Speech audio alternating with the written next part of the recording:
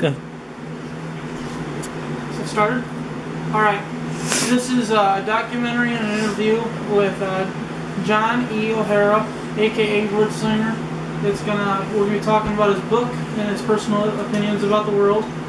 We're gonna talk to him about a few things on how his book and his thoughts can help us, and we're really gonna get inside the mind of Johnny O'Hara, and we're gonna see what's going on inside there, you know.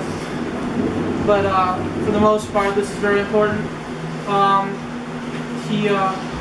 He believes, and me and Sidney here, Sidney aka Mr. Zen, and me, Joe Tamborini, we're really hoping for a good video and a documentary on John. So let's hear some stuff that he wishes to share with us. John, if there's anything that you are uncomfortable with answering or sharing, just go ahead and tell me.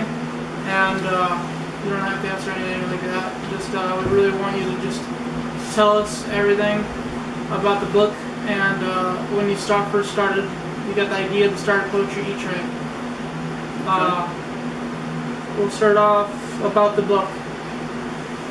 Well, how you doing, Joe? I'm doing good, John. I'm doing really good. All right. Yeah. Sidney?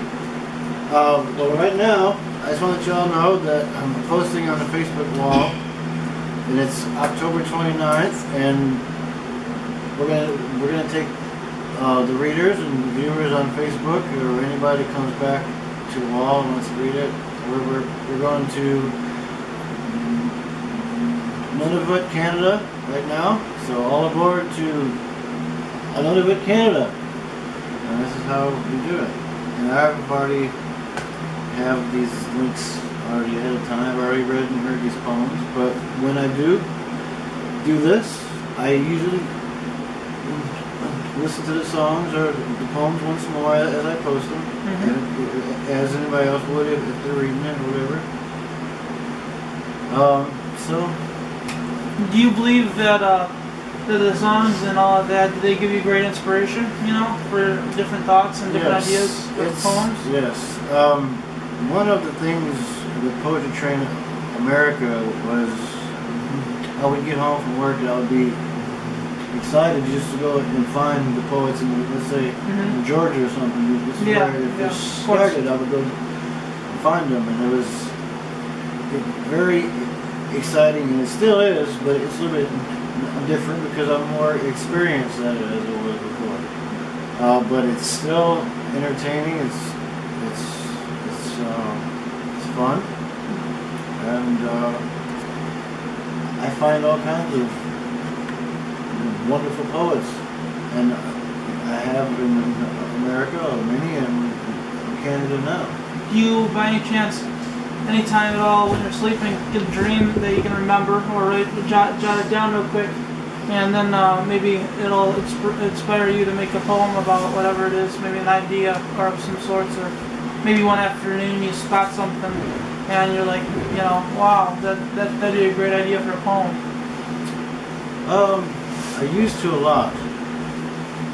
Lots of times, but ever since I moved here in my new apartment, I haven't had them. I've had a dream, but not as intensely as I used to.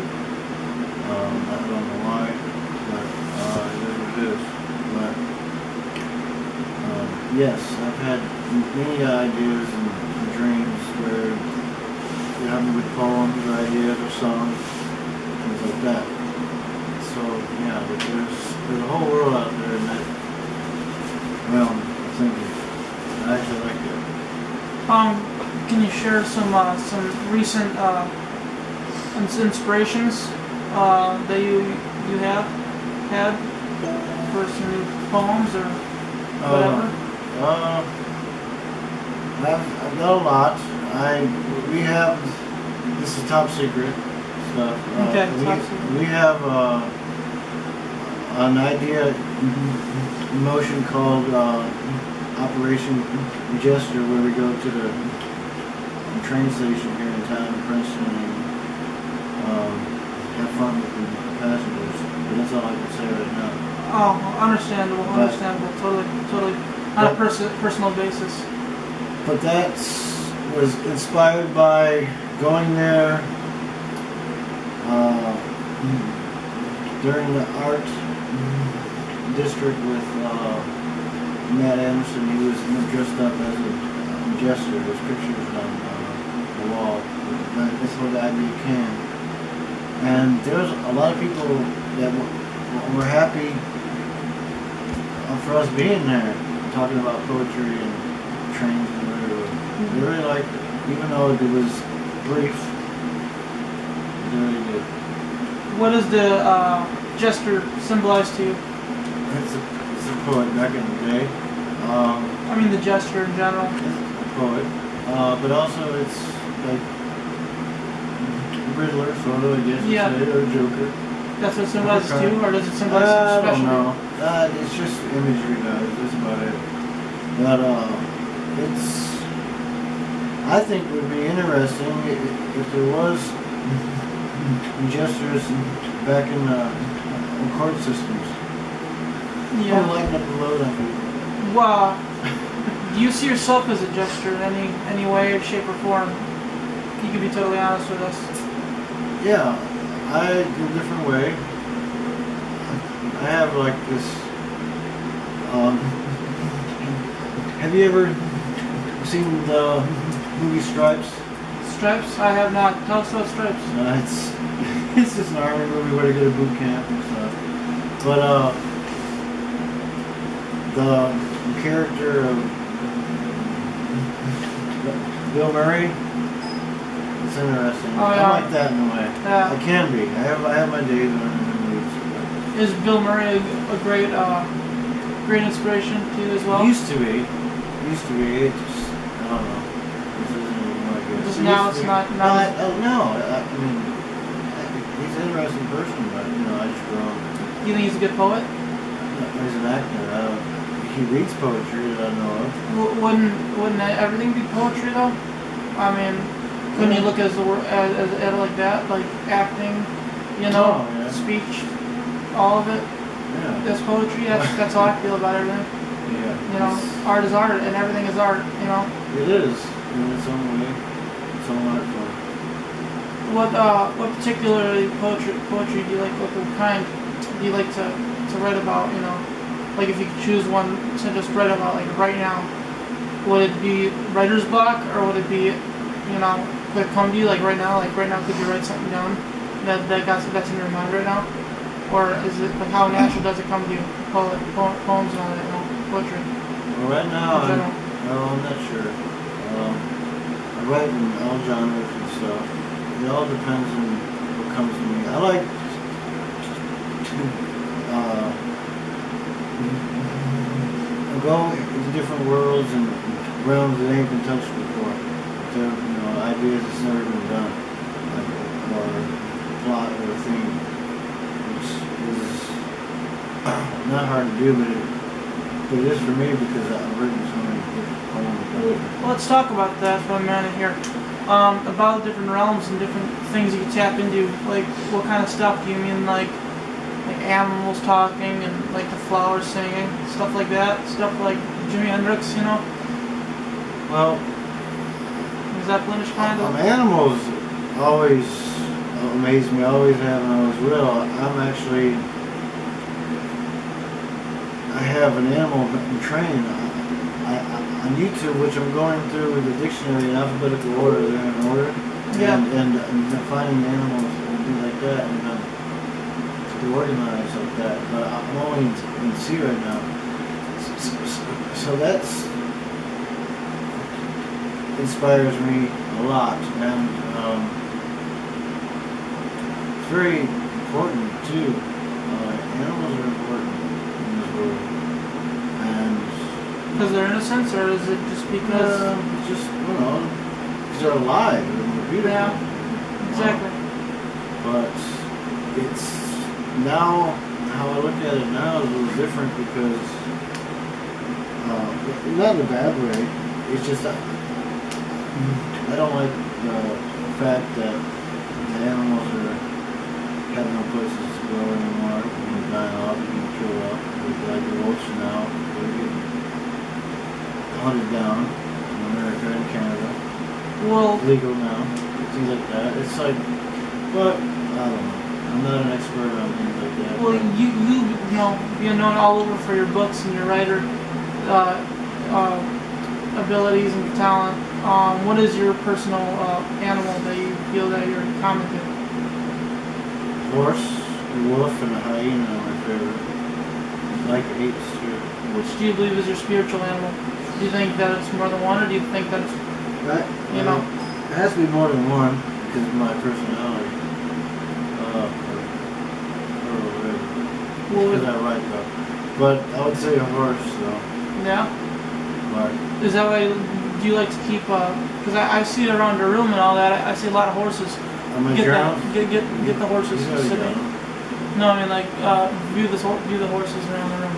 Well, it's, There's a horse right there, and then there's another here. horse. I'll Can show you you. show us your horses? I'll show you something real quick. Here, come here. It's alright. It's alright, Joey. I'll grab him.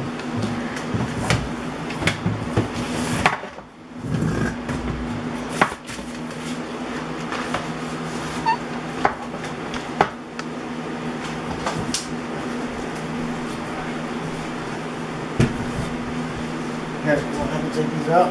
Yeah, I'll have to take them up. And these horses here, beautiful statues. Can we get a look at that too? How it is? I got him in Franklin, Kentucky.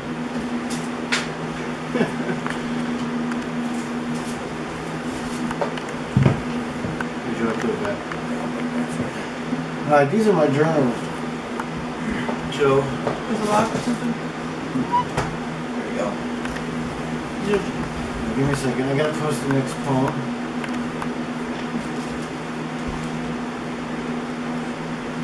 We're posting poems in Canada on the Facebook wall.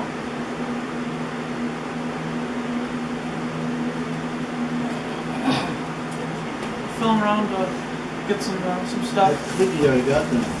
These are journals that have not been filled in yet. And these are our gift, a Christmas gift from a good poet friend of mine. Where's the poet from? Here in Bureau County, Illinois. Oh yeah? Her name is Madeline. Oh yeah. Yeah, I'm common with Madeline. Alright. This is American literature. This is what got this poetry train started. By Alfonso G. Newcomer.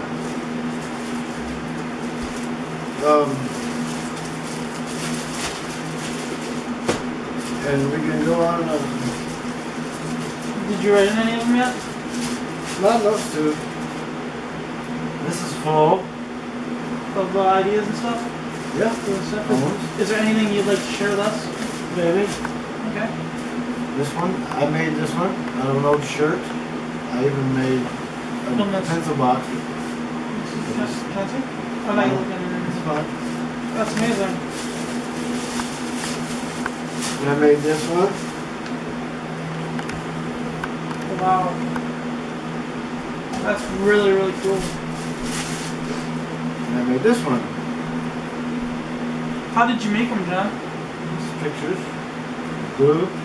Yeah. Hot glue stick. Are you into a craft and all that? Yeah, actually I am. Costumes and stuff. Sidney, control the camera. More poems. I got a few more. Did you get this one? Yeah. How much is that? Is that getting everything? Yeah. Here's another one. It's zoomed up towards YouTube, so you can see all the books and stuff you guys are holding. And there's another one.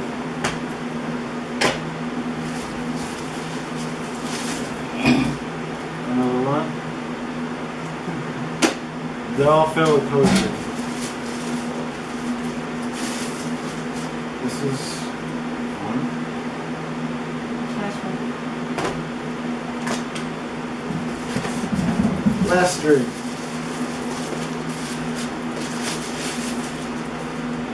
This one. Oh, and I got this one I'm working on now.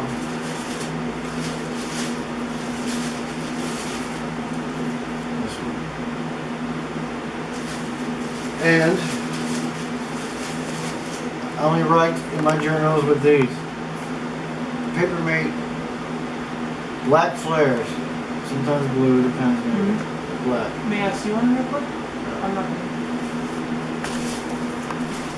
Black flares. Papermate makes it. Papermate. Ah! That's what it looks like. Nice. Alright, now this is my first journal. It's got my first poem in it. Oh, yeah? I was gonna buy, there was 2 of these at a thrift, not a thrift store, it was like a second-hand store in Willow Springs, Illinois. There's 2 of them. I only grabbed one. I should grab the other. And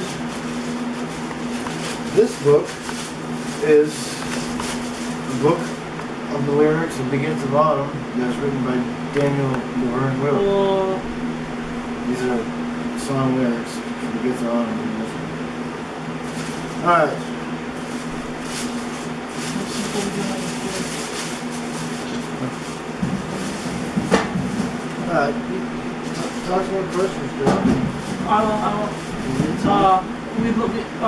Me and Sid, we'd like maybe you could maybe share just a little something out of your journal, something that isn't too personal, but it's something that maybe will help us in our quest. I won't be able to think of it right off the top of my head. Well, anything will help, really. You know. I mean, it's fate that brought us here asking these questions. It's fate that, you know.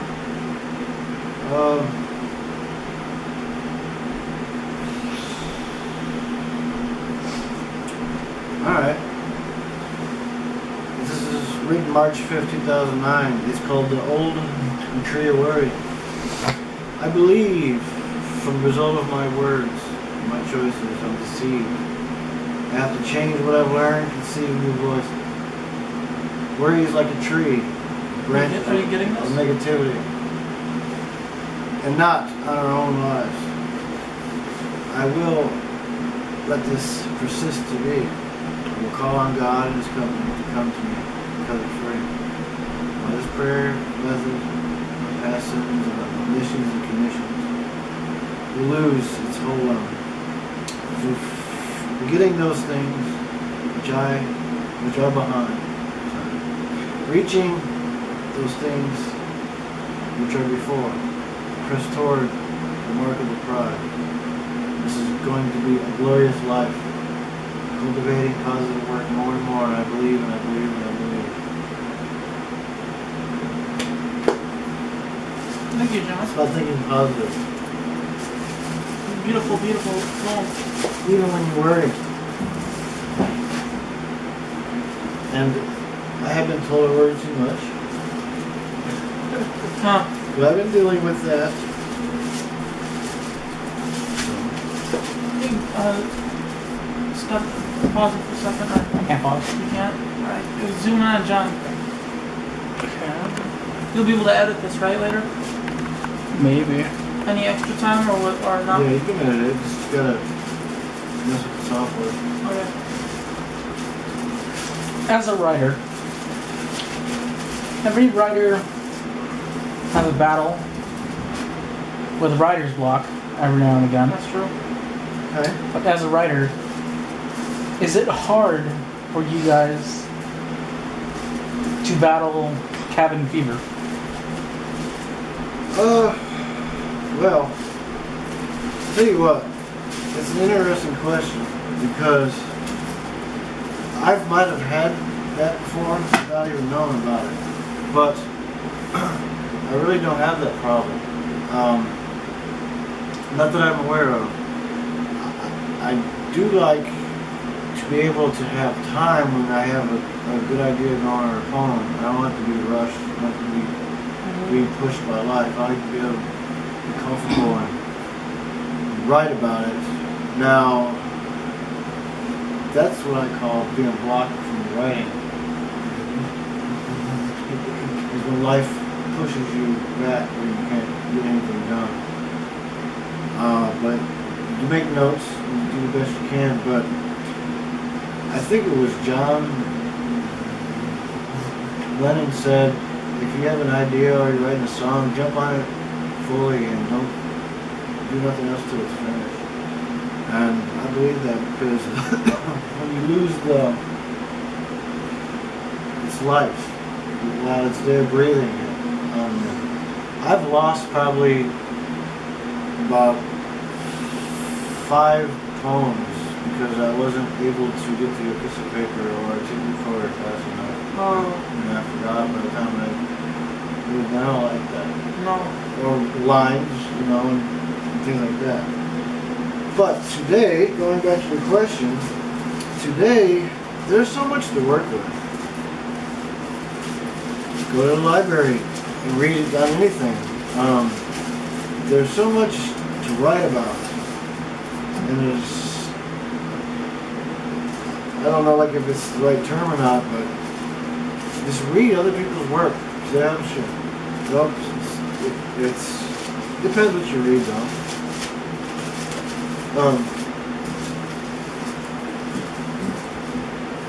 That's a good question because I don't know if I have that or not.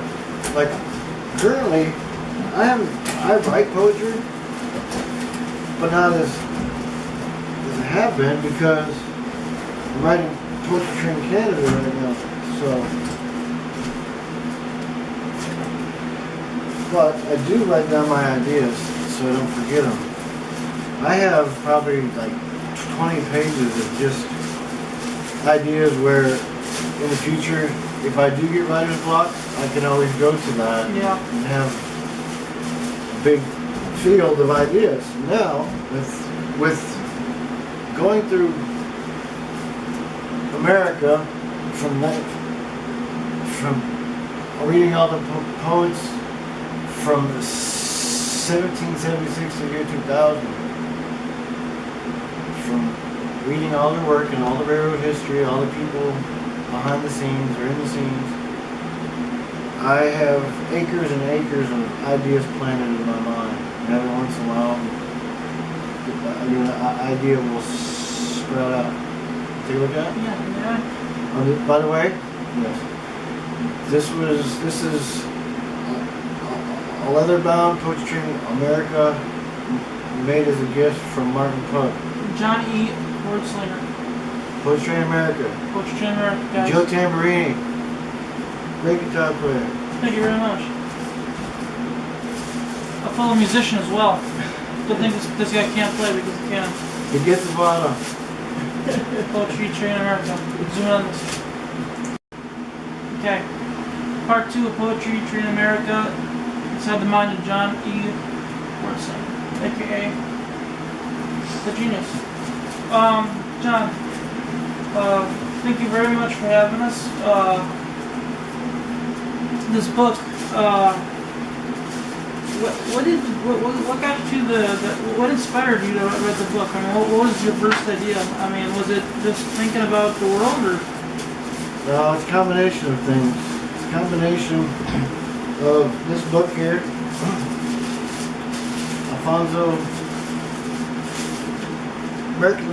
American literature by Alfonso G. Newcomer. It's got. This is a 1905 version. I have a 1901. This is the first one. That book was inspired by this. It was inspired by living in Franklin, Kentucky. There is no train. It's inspired by my friend poet Madeline. It's also inspired by originalpoetry.com. And from that it was inspired as a tool to help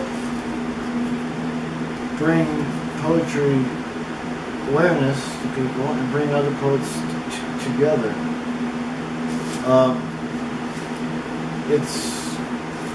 The idea came to me of thinking of all the problems that was on originalpoetry.com. Came to me as a solution to fix the site. make people happy. And it would have. And it is. Working. A lot more than people think it is.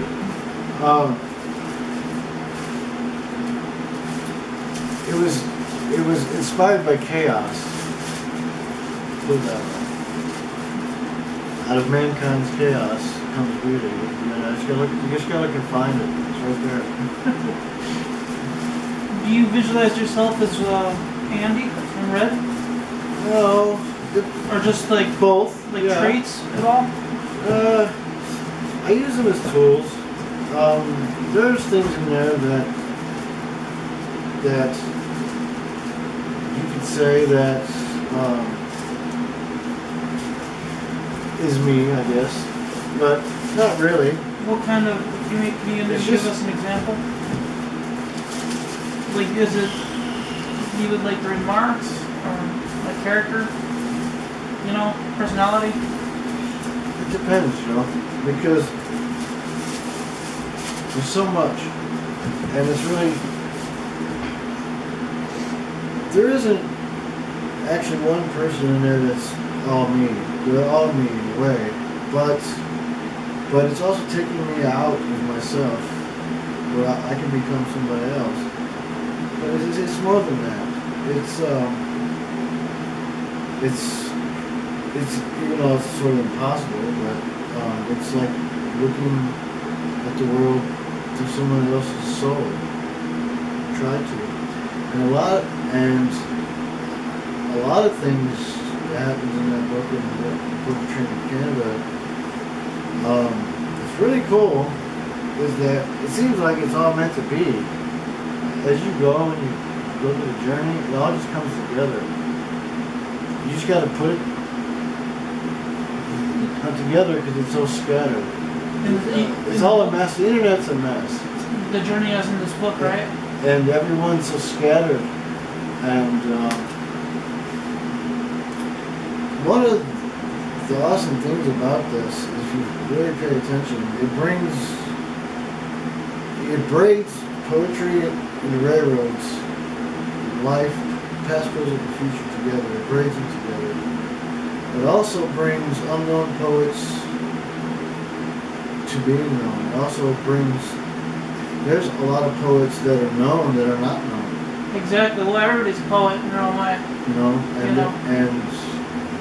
And I can go on and on about that, but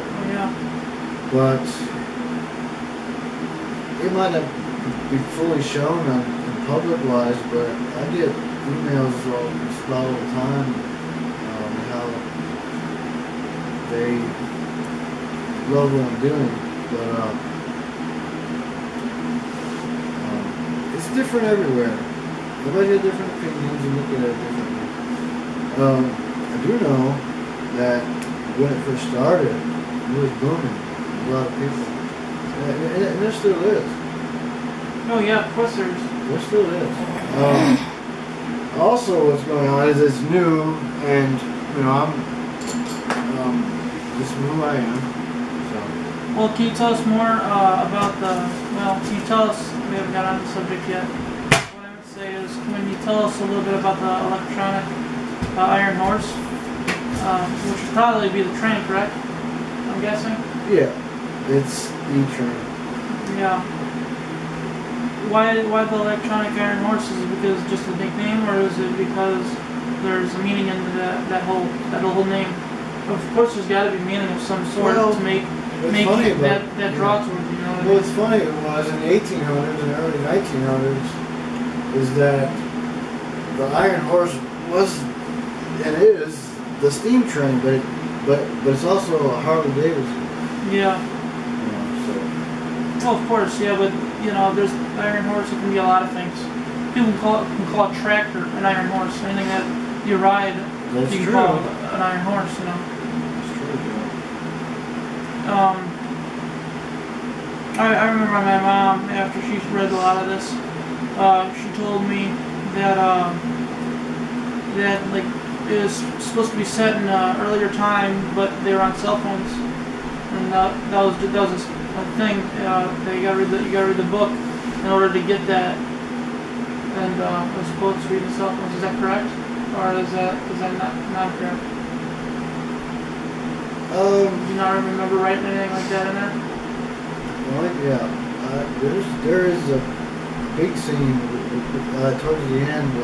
It's in the California chapter, I believe, about cell phone. But it's mostly when you talk about gadgets like that. I mostly talk about e-readers and things like that. E-readers and e-books, that kind of stuff. Which is fine, because we live in a different world, which I don't have this book available in the book yet. Now I want to for a while, because I believe in hands-on availability. They're actually two different things, but they're one together. You got your hands on that book, you see what I'm saying? Yeah. And it isn't even a year old yet. No, I hear you there. But as time gets older, it's going to be, that book's going to be cool, for anybody to find it. Oh yeah, of course. You're like, wow, that's 100 years ago. Yeah. Oh yeah, that, yeah. What about Clayton State University? What do you think about that? Is that based off of a real college? Yes. Yeah? I don't know too much about all the universities, except they're charging too much money and there's no jobs for people. Is that included in the book? But it's an education and education. Huh? Is that included in the book? Talking about that? Or later on in the book, or earlier in the book? Sort of. About the prices of college, yeah. And everything, probably. There's little things about that in there. Can you show us one of your favorite parts in the book? Alright. One of your favorite parts? I know everything's your favorite part, but I mean, one of your favorite parts that that you just love looking at, Well, there's a lot of cool memories in this. I like the California chapter rips, period. I like it when they go to the poetry slam in the Old West. Oh yeah? The bar? Yeah, yeah. The saloon, right? Yeah. And they have a poetry fest. Slam there. Why don't you read that to us? Recite some of that to us. We gotta find it. Because I don't know exactly what page it's on. But that's why, there is a lot of people that want this indexed. Yeah. And that's going to be an additional 236 pages. Oh. It's already 670 pages now. And it's cost me $100 to do it in 1 It might, but you know what? It's going to pay off. It really is towards the end. I know. I just got to earn the money. Sorry, I'm tired, Joe. Long day, Rufus. It's no problem. This isn't over. This is going to be a little while before this documentary is over. We're going to get rid of what I just said. But, I mean, or is that possible? You're going to be able to get rid of that? What I just said, Sidney? If I know how to. What? If I know how to. You'll find out how to because all right. you need to. That poetry slam is in New Mexico, and it's with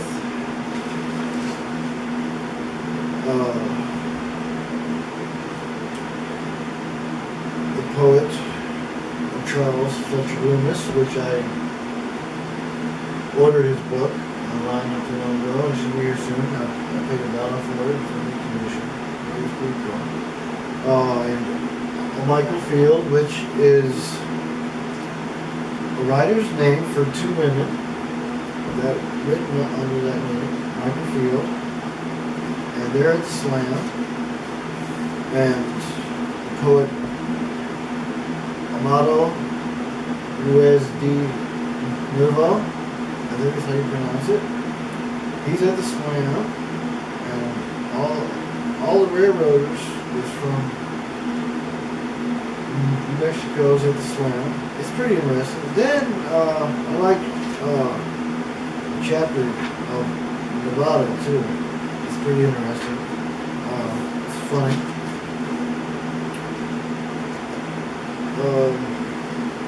You want me to read something? Yeah, I want you to read that part that you're telling us about. Just, you know. Okay.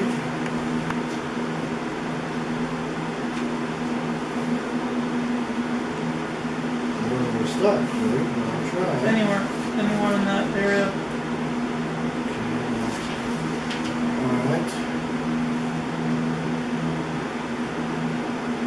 The place was really a Confederate retreat with its full basement, secret and hidden trapdoors, and various exits to the back street. The other two men, the ones who carried Charles Fletcher's Loomis's traveling trunk, these two men were carrying railroad ties in the background in the rain. And there was a lot of people there in town for the return celebration, and they didn't like the railroad. There were pamphlets of the March of the Flag, a speech by Albert J. Beveridge, and Unguarded Gates and other poems by Thomas Bailey Aldrich from the railroad. Flag of the free's heart, hope and home, my angel's hand to glory given. My stars have lit the open dome, and all their youths were born in heaven. Forever waved the standard sheet, where breeze the toe that falls before us, with freedom's soil beneath our feet, and freedom's banner streaming over us. Men from the Santa Fe Railway, Stallhouse, walked up into Big Casino. Men of William Marstow, W.B. Strong, president of the adjacent to Big and Santa Fe Railroad. General William Jackson Palmer's men were already there. He was co-founder of the Denver and Rio Grande Railway. The words of Strong was, anyone interfering with this work is liable to stop a bullet between the eyes. Those words had Palmer's men in anger. Strong had the Royal Gorge into the Rio Grande on his mind. Strong hired Patrick's crew, so Patrick followed Strong's sons, who were there by Strong's orders, along with the other men in the casino. And Strong, was right behind him. Palmer was in the hotel with some of his elite scouts known as Anderson Troop from the war. They talked him into building hotels, so Palmer wasn't worried about it anymore. This didn't happen before this. This was very weird. He was also doing what he was paid to do, and that was to spy for Jimmy New Orleans. Andy motioned for John to follow him into Big Casino. The New Mexico and Southern Railroad Company, the New Mexican Railroad Company, and the adjutant Topeka and Santa Fe Railway Company were all in the Big Casino. Eventually, everyone in town made it to the slam. Even the optimistic Eddie brothers of El Paso and Northeastern Railroad was there. Catherine Braley and Edith Cooper was about to let the world know that they were Michael Field, and Charles Fletcher Loomis was about to make the day. The Native American poet and was John Roland Ridge, a.k.a. Yellowbird, came out of nowhere and took the stage. Andy was happy to see him again. The man walked from behind Andy and asked him, "You like me here, don't you?" That man was Anton Docher, a defender of the Indians, a close friend of Charles Fletcher Loomis. And he replied, "Yes, maybe. You might like to compare it." Anton said, "Maybe, but I think the Rock Island Railroad will get that right," replied Andy. "Well, if you do, tell the man J.A. Street in Tucumcari I recommend you," said Andy. And Andy woke up upset and thought they were about to make a connection with the world through poetry. And John Roland Ridge, which sure wasn't, and Andy loved Charles Fletcher Loomis with his uniqueness. Furthermore, Anton Docher, peacemaker Andy thought, and Catherine Bailey E.S. Cooper sure did have some spunk. And Andy got all ready for the day quick because they were having the Harvey House special again. Anyway. Let me stop right there. I want to ask you. I want you to tell us about the main characters in each individual one in their story. Okay. Can you do that for us? Sure. Okay. Which one do you want to know? Any of them just start off at the base, the first one, to the you know, how they meet, and just tell us the stories of each one. Well, there is. The first character mentioned is Charlie, which is a train marshal. He's on the train. He's a train marshal, and he is there on the whole journey with them. He's also mysterious. He also works for WordSlinger, basically. Then you got Andy and Red. Red is a black man, and Andy's a white man, and they work together to write a written documentary, just like they all do every day. And they travel the United States by train, and they meet poets in the 21st century, and they have conversations about the poets of the 20th century. And when they fall asleep, they get taken back in time, in dreamland, or dream world, whatever you want to call it, and they meet important poets from back in the day, from the 1800s, and railroad men, companies, and people in each state. Then there's all the characters in the state, the poets. So you got all that in the mix, and that gives it a life. Lots of that. It's fun, very fun. Then there's the train conductor, which is Mr. Lunchberry. He's mysterious, he's wise, and he knows all about poetry and railroads. And he's very mysterious, and he's secretive. And he's very powerful. He's been around a while. That's all I can say. I want You wrote it for anybody. I'm not really for anybody. Then there's the waitress and the cook, which are twin sisters. And they're all through the American journey. And there's Alfonso G. Newcomer, which written in American literature. He shows up more towards the end. There's a lot of characters in this book. Tell us about Baby Elephant Pete. He's too quiet. He doesn't answer anybody's emails or letters about their poetry, about their work. Is he a baby elephant? I don't know what to think of little Baby Elephant Pete. I do know. Describe him. Can't. Is he an elephant though? No, it's just a person. Oh, really? It's two people. They're a married couple. But anyway, it was. The thing is, So Baby Elephant Pete is two people? I think it's one person? it could be a bunch of them. Who knows? But all I know is that I have no beef with them. I just think it's a bunch of bullshit how you can just throw up a website and call yourself originalpoetry.com or anything, and you have these contests, and you don't back it up. You used to don't even try to back it up. You don't even answer it, even have some kind of solution. Like, everybody's stupid. So, in the California chapter, and then so-and-so, I busted some ass. Describe how you busted ass. Can you talk about it? Without ruining the book, can you talk about it? Well, this book right here is called Octopus by Frank Norris. I read this book 3 or 4 times. And I knew there's something here that's being told is more powerful than is being told. So I said, the answer's right here. So Can you hold it up for him? I read the book backwards, not How the hell do you read a book backwards? each sentence backwards. Like this one. to read it. It's backwards. Why did you choose to read it backwards, John?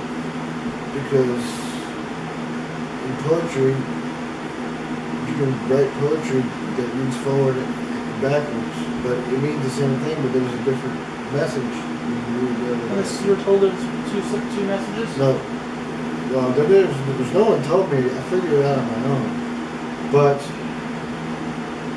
the analogy between poetry and the railroad back then works just as good as it does now. But back then, it was different. And this is now. I can't give that away, but this book helped me put a big puzzle of time together and publishers and people. Poetry publishing period. Mm-hmm. So it's just amazing how there's so many similarities between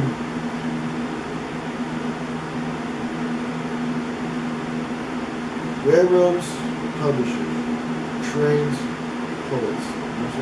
Yeah. Like cars, it's not. Frank Norris, the octopus. Tell us about the time travel and what you think of that, if you'd like to discuss time travel. Time travel, I guess, isn't possible, but it's not, I don't believe that. I can't prove that I can time travel. You don't, no, you don't have to prove anything. I can do it with my mind, I can do it with a pen. But I do know that there is a link between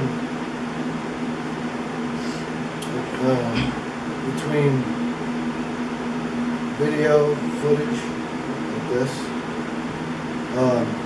This is October 29th at 9:08 p.m. I don't know who's ever going to be watching this part of the video or whatever, but that's where I'm at in the time. And that's where you can come find me. Are you know how to do it? Are you able to? Do you think you'll ever be able to share the secret and as your own special thing, like something that you can only do? Do you feel that you go back to this time at this exact date, like tonight, later on tonight when you're in bed? Yeah. And you can visit with us. No, I think you gotta have a great memory to be able to pull off what you pull off. Yeah. You have to have a great all-around memory, photographic or whatever, auditory or whatever. You gotta have a great memory to be able to even maneuver. Would you be? So you'll be. Like that. If you wanted to choose, if you chose to come back and talk to me tonight, you could? Well, is it possible? No, but if something gets missed, I imagine it'll speak to me, and there'll be this weird, probably, a feeling that you get, that something's, wasn't done right, or was something unfinished. And who knows? We'll talk about it later. So that's something that's very powerful that goes into our connection, I think. I think what's amazing on this whole journey of being like that is that there's synchronicity.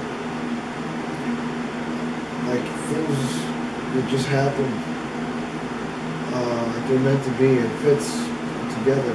It fits like a glove. It happens a lot, and too often, and that's part's really cool. Like it's meant to be. Like it just thrives. It just vibrates. It's just amazing. It really is. Does that book have anything to do with the time travel gift you have been given? Well, blessed with? Well, you can answer that question, but if you choose not to, I respect that. Yeah, it's just the more you tell us about the time travel, the more we can help understand. Well, and help others understand. Well, it's all mental. It's just in our heads. It can be done through our heads. It's hard to say. It's all imagination. It's reality. Your kind of reality.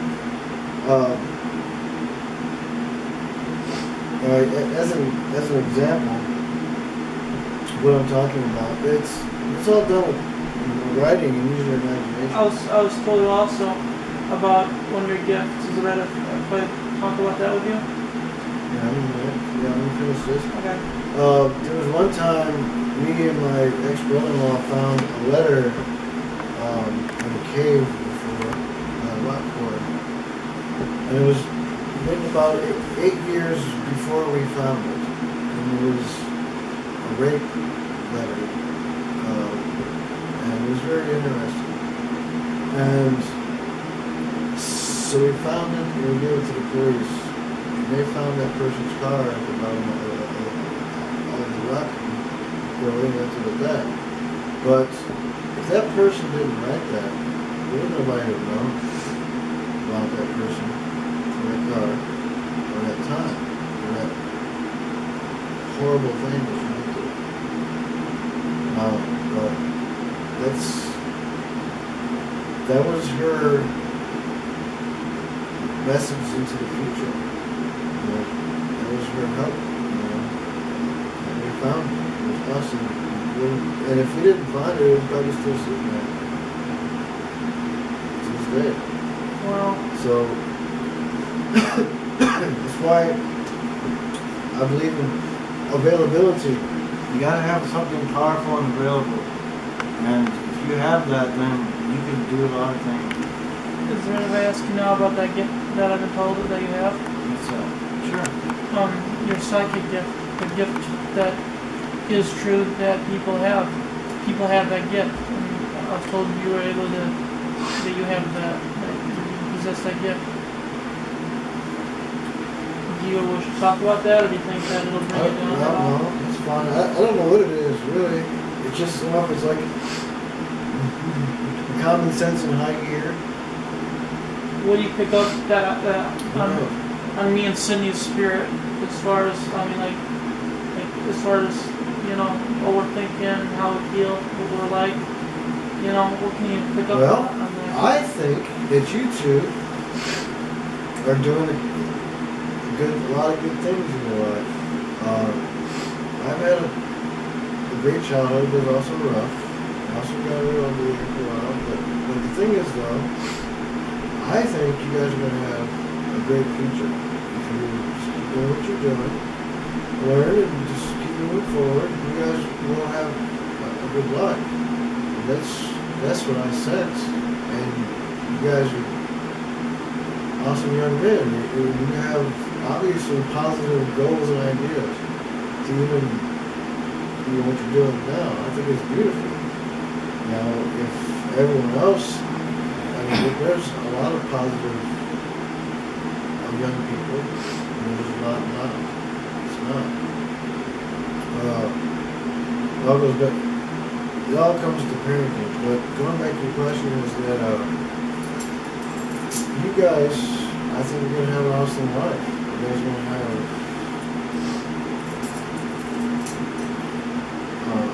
Can you talk to us more about your gift? The psychic gift that you trust with? I don't know what to call it. I just... Describe it. It's just like deja vu. Different kinds. It's different. You ever had deja vu?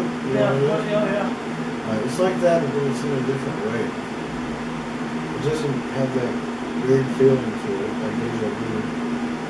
But it has this...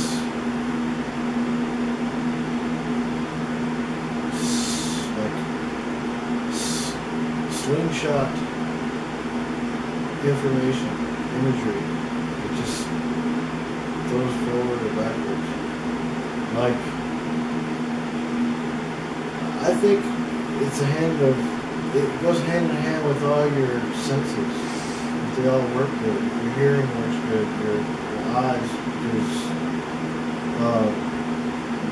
you can read body language and tell more about a person than you can by the way they're talking to you. Things like that. So all the factors are into play. also comes down just to instinct. One of the things that I've learned is always listen to your gut. Like if you have an important choice to make, don't listen to your brain or your stomach. I mean, your brain or your heart or whatever. You listen to your gut, and it's usually right. So, I guess you would say it's a gut response. But it also comes down to protection, because you don't want to associate yourself with negativity, because it marks you in different ways you can't see, it marks you in ways you can't. And it is just, I think it's just common sense in high gear. Yeah. In protection mode, because you don't want to be hemmed up with the wrong person or a car accident in jail or some stupid shit. So you gotta be very careful who you associate with. You gotta be very careful what you say.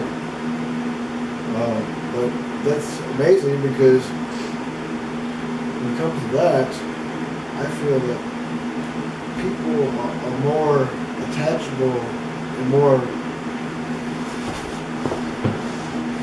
open to negativity than positive things. Like, I can write a bunch of cool things that are positive, but then nobody wants to read it because it doesn't have violence in it or something crazy. Yeah, or drugs or whatever. Yeah, or sex or whatever.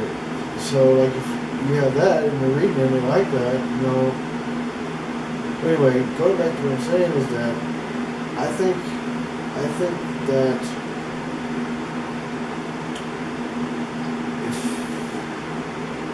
I think people use the art of listening when it comes to arguing, being negative things. They use the art of listening, but when it comes to good things, peaceful things, they're not really listening. I'm not talking to everybody. I'm just saying, even me, there's times where I'm open to everything, but I have these shields sometimes where whatever. I just block it out because it all depends on your mood too. What happens? So it's very interesting, Cody. I have 2 follow-up questions. Okay. One of them, just like you said a few minutes ago, you said if you could read a person's body language, you could tell a whole lot about them, more than just talking to them alone. Yeah. So, in your opinion, do you believe you have a formula to figure out who's good and bad? Which friends you should choose? Yeah, well, yes, actually, I learned this formula in 2003, is that you don't judge people, but you do it in a way because you have to, because it only takes 5 minutes for a person to ruin your life. It takes 5 minutes. So you gotta think within 5 minutes. Do you really want to be with this person? For 5 minutes, 5 days, 5 weeks, 5 months, 5 years. And what's complicated about all this is that I imagine that we all do this without realizing it, is that there's a lot of people come and go out of our lives, and somehow we don't attach ourselves to the right people, and we attach ourselves to the wrong one, but it takes time to figure this out. So you have to be very keen and open. But also, I'm saying that people don't change. That I can name about 70%, but people do change up for the good, and people do change for the bad. You just have to worry about yourself. Yeah, that's right. Well, tell us more. We want to talk about what music. I want you to show me and Sidney here and the camera a few music, maybe a few bands that are changing the world as we speak. And we also we want to know about testing. Can you show us real quick, John? The guitars broke. No, on the internet, a few bands. That I think's changing the world? Yeah, a few bands and a few doing stuff. Can you show us on the internet here? Some of the new stuff. Well, I don't keep up with music nowadays like I should. What do you think about Testament? I like Testament. They're really aggressive in a good way, and they write songs that are in a neutral zone. They ain't good or ain't evil and that stuff. Mainly about life. I seen Testament in '88 at the Cubby Bear in Chicago, north side, across the field, and I liked them because of their song "Trial by Fire." But when I got to see them, I was front row with my cousin Daniel, and it was just so powerful that they were making all these great songs out of the guitars like that, and a powerful drive. It just impressed me. And then you got Chuck Billy, which is a Native American, and he looks like an Indian chief. And I got a high five from him. He grabbed a hold of my hand in the concert, and I just think it's so cool. But they're a very underrated great band. So, fun episode. Do you think music like Marilyn Manson is affecting kids' religions? Well, I imagine so. I imagine everybody's affecting everybody in some way or another. All I know is that everybody wants to be different, and that's the only way that you're going to shine through. Because it's hard going through people, or systems, or industries. Because, like, if I'm not sexy, I'm just not getting in. Those type of things. If I don't like drugs, I'm not getting in. Yeah, it's just complicated stuff.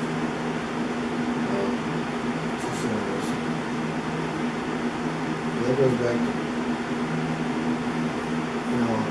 having to protect yourself. So, who's in your life and who's not.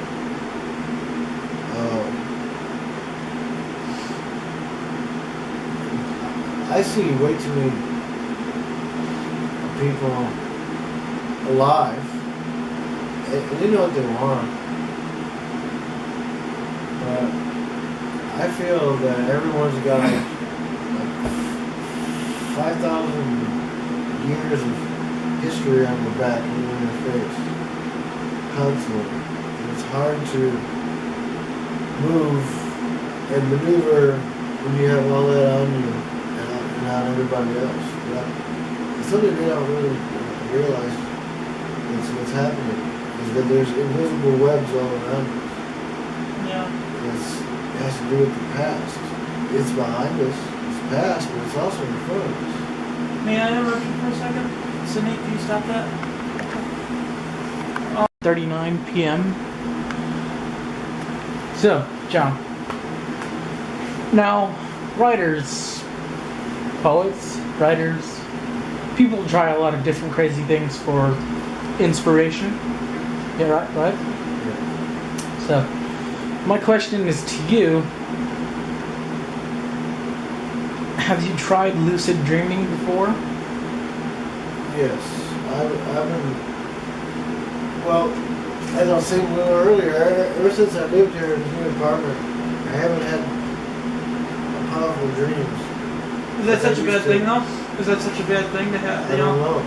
Yeah. I don't know, but I got these at the library bookstore, used, and ever since I have had these, I don't dream that much. So I think it's hilarious. Dream dictionaries? Yeah, but yeah. Classic. Look at this thing, Sid. But so I don't know what to think of that. I guess there's all kinds of inspiration in dreams. A whole lot more than probably If only you could tame that. anything else, really. maintain that dream, because sometimes in my dreams I can go against what's hunting me down. You know, sometimes I can something bad will be happening, and all of a sudden I get some superhuman abilities to where, dude, dreams are amazing. Okay, I don't give a shit if they're a nightmare or not. They're freaking incredible because you're living in your head, man. And you know, how do you know that's all in your head? Maybe it's a spiritual realm that you tap into when you go to sleep. You know. Also, I've seen bears that were freaking huge. I was getting chased by bears, man, and I was in the middle of the wilderness, and I was getting chased by 2 big ass bears. These sons of bitches, John. I'm serious. I'm not shitting you. They were huge, man. They were like freaking big, like really, really big, like from this to this, if not bigger, if not this whole gosh damn room. Well, like they're huge, and it was real as day, dude. Honestly, it was real as freaking day. It's amazing, isn't it? Yeah, it was crisp, and they were chasing me, and they were beautiful, and it was a beautiful thing. I was getting chased by bears, man. You can actually feel pain sometimes too in your dreams, which is scary. Also, as that following up question, Okay. do you believe in spirits, ghosts, and or demons? And the other question was, since you said in part 1 of the interview that you like to tap into different earthly energies and think about all that stuff, but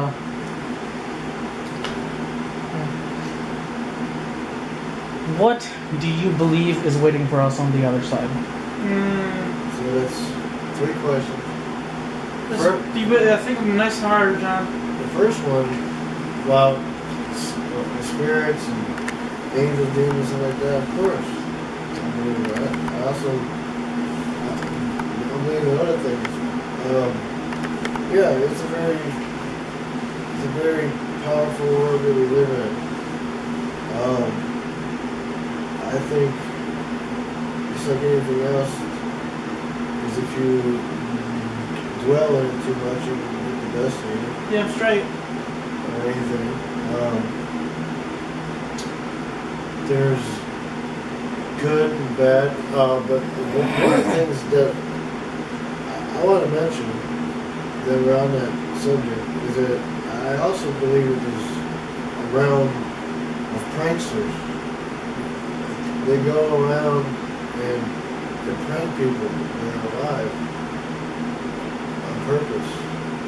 And it would be cool not to go on a ghost hunt but a prankster hunt and set them up. That would be fun. So, Kind of like scare the shit out of them?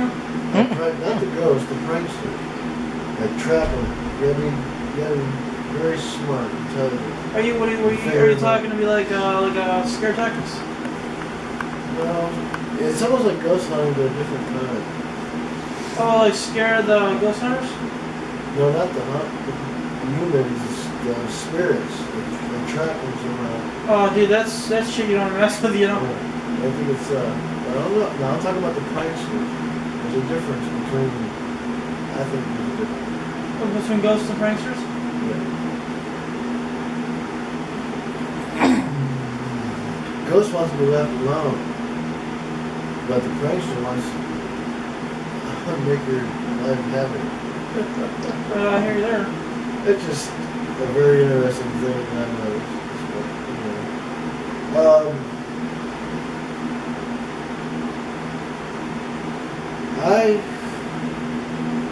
Going back to one of the other questions about earthly things, that's something I would love to do more of. I wish I had a whole lot more time, as an example, to go to the places where they filmed the Lord of the Rings and things like that. Lord of the Rings, yeah. It's in it, with the rivers and yeah. the mountains, stuff like that. I don't even know where that'd be. I think it's in Greenland or something like that. Something there is. Not to look. But I think everyone needs a vacation in nature. Damn straight. At least once or twice a year. It's something that God would want you to have, you know. Or more often than that. Any other question? I forgot what it was. Give us more questions, Sidney. I think you covered those three in like the two answers. So Okay. the other question, this is for Joey too. So both of you answer if you can. What do you guys think of the advancing medical technology and technology itself? Do you believe, in turn, if it can grow too powerful, that it will backfire on us? Oh, of course. Yeah. Anything can. Yeah, that's true. That's true. I think they're screwing around too much as it is. I believe that I've read this though, so it's how I know this. I believe that the trick of the future with healthcare and health is not taking disease and curing it. It's preventing them before it happens, the trick. So I think that's going to be more in the technology. But then it comes down to money. If you don't have any money, you're not getting fixed. I mean, you might, you might be in debt for everything. So it's very interesting.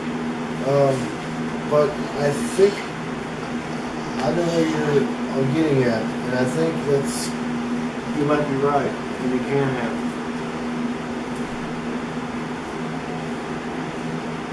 So who knows? Well, Time tells all. did you ever have a dream where you have complete control over it? Oh yeah, actually, in most of my dreams I can't control what's around me. What do you think of the power you can have in that dream? Do you think that can help you tap into, like say you wanted to just go to sleep right now and tap into the dream state? Do you think there's a possibility to do that? Stay there?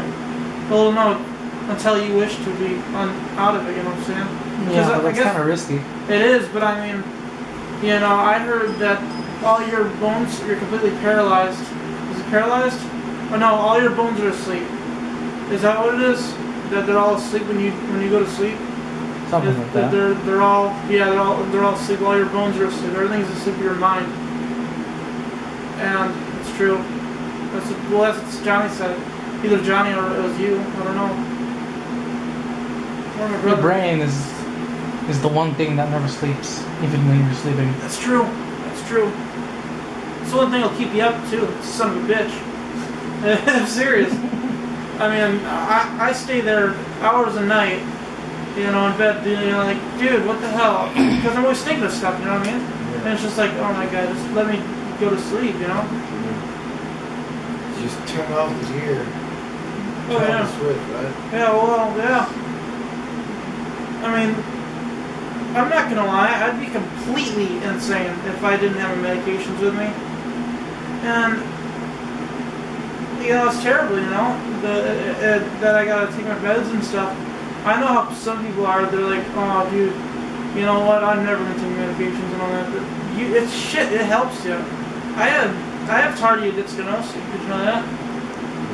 I do, I have it, but I took medications at a young age and I don't have it now, it's not. It's kind of like my schizophrenia, like, if I stopped taking pills, I'd start getting really, really bad schizophrenic. And sometimes I think, because when I hold my hand out like this, or whatever, or my foot or whatever, I can kind of feel doing that. Sometimes, or sometimes you're just holding it straight, and you're like, feel like that, like on your index finger. And I think that's part of it. It's probably just, you know, see just a little bit of it coming through the meds. But I'm not sure. Maybe it's not. Maybe it's completely shut off. How the hell do I know, you know? I worry it affects down there. I do. Because I had erectile dysfunction before because I was on new meds. And I worried that it permanently affected it somehow. Now, it works fine down there, I'm not going to lie. But what I'm trying to say, oh shit. This is on camera, isn't it? Oh, damn to hell. Are you serious? It's fine. Okay. Just an adult thing. You're gonna have to delete some of the shit, Sidney. Please, man. Yeah, whatever. I'll put it in bloopers. Please, Sidney, please delete some of this stuff. Oh, gosh, yeah. Stop the camera for a minute. We'll restart it. Oh, come on. Let's continue. This is video gold. Yeah. Oh, damn to hell, dude. You guys are something else. What big deal? I'll cut this out. It's okay. You're just talking about your health. Oh, I already got into it too far. I might as well finish. And who knows how many women are going to be watching this? You know what I mean? Watch the whole gosh damn much be on Tosh. It's terrible. You might get a girlfriend out of it. Anyway, shut up, John. That's what I'm worried about, you know. But you know, I mean, it works good now, and you know, it works fine, perfect. But it's just, you know, it's that what if factor. You know, how the hell do they know? They're doctors, you know. They're not the people that are going through what the patients go through. I mean, I'm sure some doctors go through that, but I mean, seriously, you know, how the hell they gotta sit down there. They gotta tell you before they give you those pills. They gotta tell you every gosh damn side effect that it comes with. They just hand pills out like candy. Yeah, I don't take bullshit. I don't take any medicines for anything. I do know one thing. I don't like toothaches. You gotta have ibuprofen around.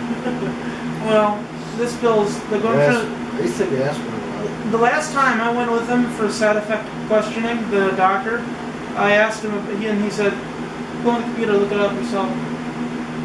It's like, asshole, I'm paying you to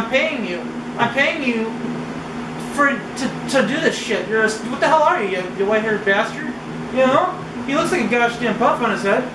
The son of a bitch in Hindu. Yeah. And it's just, he's like, look up on the computer. You know? It's like, what the hell, dude? We're paying serious shit for you to give me my pills. I want to know what the hell the side effects are. You dick. You know? And it's weird. It's like he doesn't want anybody looking at his mom. Like, he has a picture up in the background of his daughter. She's hot. And he has a picture up of her and his wife. And I'm like, oh, is that your family? He's like, yeah.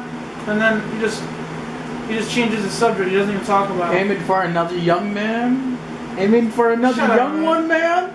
You know me, man. What the hell's wrong with you? Sidney. But as far as your opinions go on that, man, as far as this is your documentary, and we're grateful for you to take your time out and answer these questions, because I'm sure a lot of it's personal. We wanna do one. We want you to take us somewhere special to me and Sidney. We want to go on a trip with you. We want you to take us somewhere special to where you somewhere that you think that will help this documentary, will help explain more questioning. Do you think you can do that for us? Of course. Yeah. Well, where would it be? You know, like, I mean... We go to the train station. Okay, the train station? We go to the library. Alright, we'll make a day of it. Alright, so when do you want to do it? Also, I'll let you all in on the Operation Gesture when it comes. Okay. So... You done with that? Yeah. So, you guys can be there for all We gotta look like a gesture? Yeah, if you want to. Yeah, I'll look like a gesture. Or you guys can be the ones that can film it, maybe. Yeah, you know, that would be a great opportunity to feature more of, you know, John's life and the way he expresses things. And other people to be around and stuff too. Well, when are you free? Well, I'll know more about this stuff. It's not a big thing, a project. It's got to work slow. We got to put the word out and gather stuff. It just takes a little time. Well, when can you bring me and Sidney to some places that you like to stop by, like maybe the park is a good spot to you? Yeah, that's fine. That's fine. That'd be beautiful. There's a lot of nice places we can go. Well, but the thing is, it's getting cold now. Yeah, I know. We're just going to be over there for a little while, and you're going to tell us, you know, how it's special to you and stuff. And you're going to tell us what you think about it. Is that fine? Yeah. All right. What are some places right off the bat that you'd like to? Well, there's places around town. You know, it's a nice town. It's not that big. There's not really not much to do. I don't have that many friends. I don't go out too much. But I do have good friends here. Like a train station, Walmart. We can go to the park. We can go. I like the next town over. I like Tisboro. I like the way it looks. And there is an abandoned train station there. We know that. I don't know. It's just an idea. Well, when you free to do that? What would be nice is to take a train ride to Chicago and Union Station. You guys would like that. You down for Chicago? Depends on who got the money. Yeah. How much is it? How much is the trip out there? It's really cheap. It's like $20-something round trip if you order like a month in advance. Huh. It's probably cheaper than that. Amtrak. I see. Well, how much would we need? You know. To have fun, all of us together. Yeah. And pay for the tickets. Yeah. How about $150? You don't need much money unless you're going shopping. Everything's really high anyway. Well, I mean, I could probably pay for myself and maybe another person if you want. It could be me paying for me instead, or me or you. Well, I'll figure something out. Well, this documentary's got to continue. I mean, do you want this documentary to continue about yourself? Poetry train? Yeah, that's what I mean. Poetry? If so, then we. High-speed trains? If you want it to continue, because we're not done with it yet. Yeah. We'll do a library, train station. All right. When do you want us to continue this? And strangers. I like going out there with my book and just talking to strangers and asking them to read a little bit and their opinions. Mm-hmm. That's fun. It's interesting. When are you able to continue the documentary? Well, right now I am currently unemployed. I got laid off from roofing. Okay. And things like that. So it's been hard. But I've been. We talked earlier. Off the interview channel that if you can take a $5 bill and hold it tight enough and squeeze, it'll start bleeding. That's just a figure of speech. Hold on to your money and spend it well. Okay. Now, we all know writers and poets. One second. Can you stop the camera real quick and then remake, and this will be part 6? Recording. I'm still recording. I don't know. How's the camera? I can't pause. Can you make it stop and then make another part? Whenever you do it, do this, okay? Alright. It's going? Yeah. Alright. John, here with Johnny WordSlinger and the documentary, the man of the book. John, from last interview that we were doing with you, tell us more about Baby Elephant LP and how he, how your goals and how it's going to affect today's world, and the youth of today. Well, it's already affecting what's going on. The Baby Elephant LP is a metaphor for a private corporation that doesn't know exactly what's going on in the old world of publishing and what's now and what can be done in publishing. It was a metaphor derived from reading a thinker. His name is Alex F. Osborne, in conversations with an Iowan accountant that works for Ford. I asked him, how do you bring down a corporation? He said, just like an elephant, one leg at a time. Well, at the time that we engaged poetry training, what I did, whatever,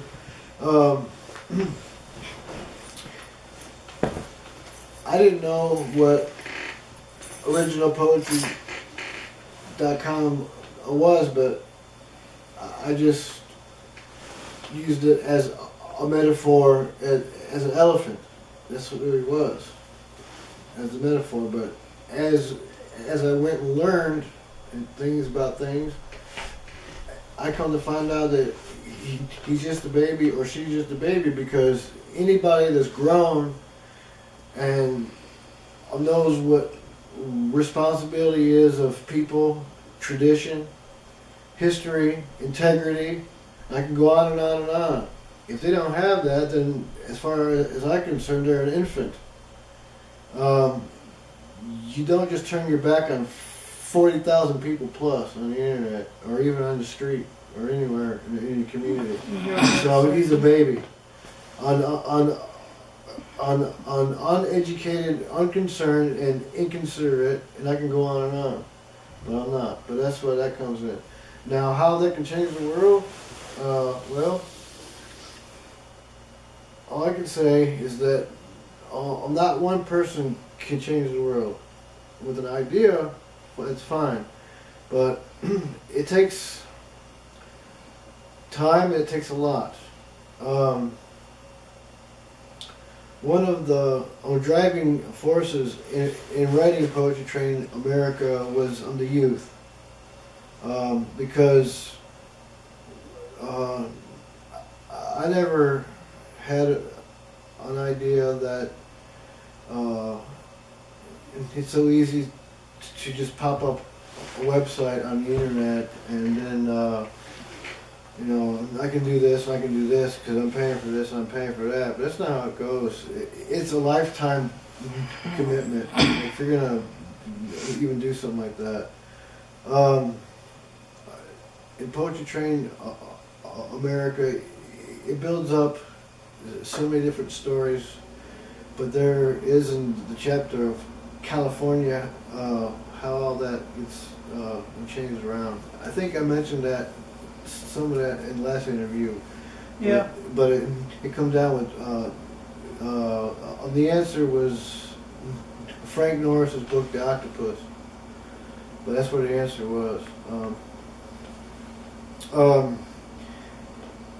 This has already been going on now for over 2.5 years, going on 3 maybe. And other poets that are known and unknown are finding on the train. But what, as I said, one of my main drives was the youth. And the youth are finding on the train on their own. And they're posting on the site, they're making videos for it. So it's all working out. Now, I finally got the book in the right hands. A lot of right hands, like Jennifer Benka from poets.org, and Adam from winningwriters.com, and Ray LaHood, he's the Secretary of State of the Department of Transportation of the United States. Emmy Louie from the United States High-Speed Rail Association, and a few other people.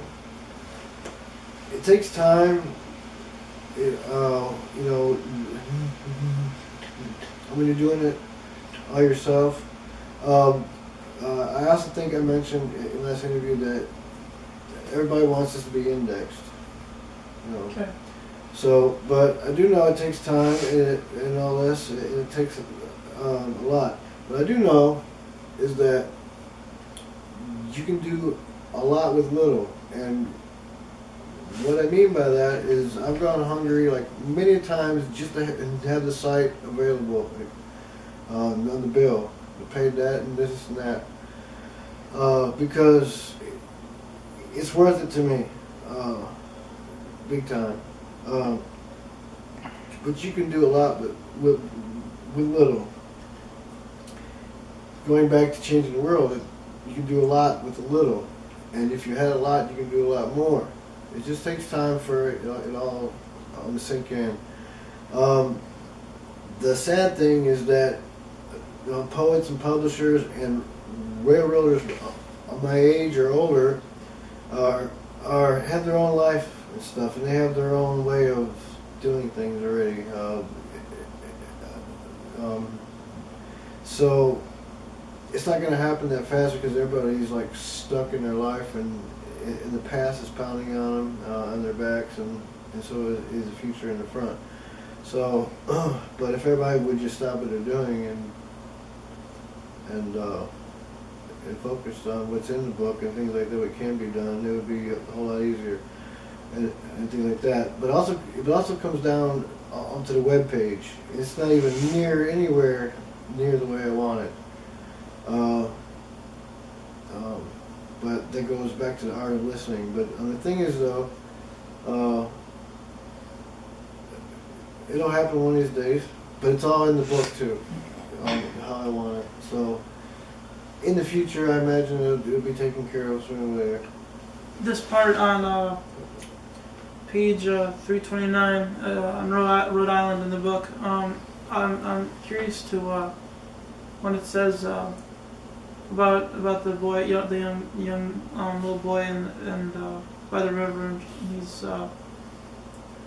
everywhere around him. He was playing, and there's turtles and everything. Did that boy, by any chance, did you see yourself as when you were at a young age, as him? Did you have anything? Yes, I did. To do with you, or? Yeah, that important time expanding a paragraph of an explosion to me is yes. I was having a conversation with these men, and I asked them out of the blue. I said, "I got a question. Do any of you know of any railroad stories or old poetry stories or old poet stories?" And a couple of them said, "No, not really," and walked away. But one goes, "Yeah, I got one.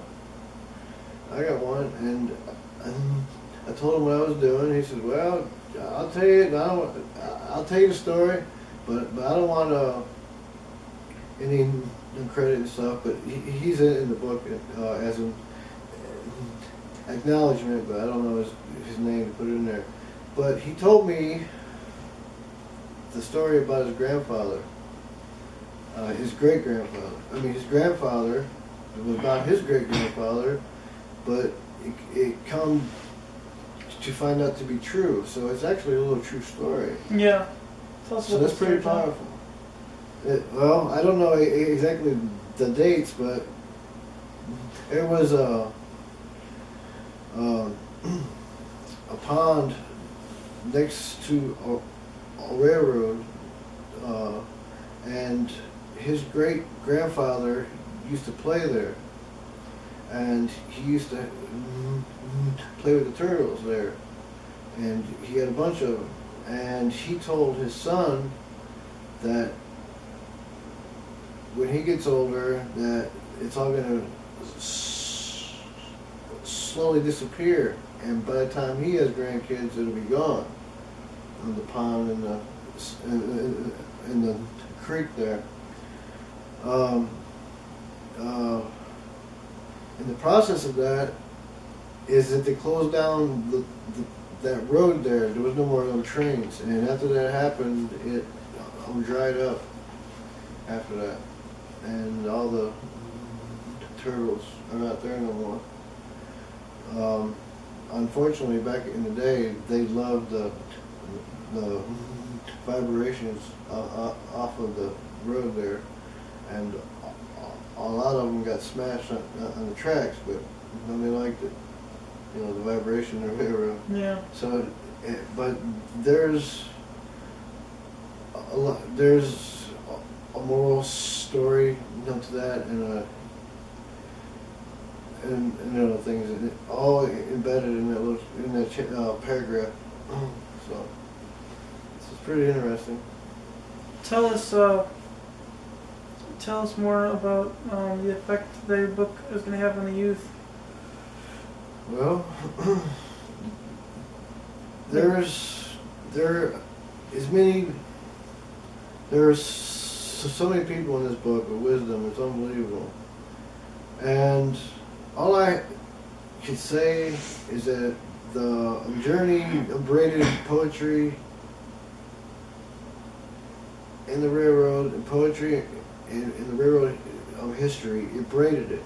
But it not only did that, it brought unknown poets onto known poets. It brought known poets to unknown. Professional, amateur, badass, not so good. There's a lot of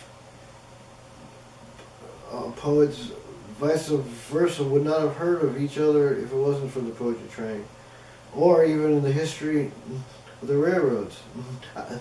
I wouldn't have known of any of these, over 80% of these poets. I wouldn't have known any who they were at all, or their work, if I didn't even start this journey. It's amazing, John. Tell me, I remember in the last interview I had with you, you said that each character in this book, you seen yourself as him as you're writing the book. The character, Mr. Welchberry, tell me about his story and how you relate to him. Well, he's probably the only one I don't relate to, and the women that's on the train. But I'll bring them to life the best I can. Mr. Welchberry is a character that was not planned at all. He just appeared. He took over, sort of. But he appeared as the train's conductor, and I had to give him a name. And I don't really remember exactly how I come up with the name Mr. Welchberry, but I believe it was some kind of sight I seen. It had to do with farms, things like that, and I just put the two and two together for some reason.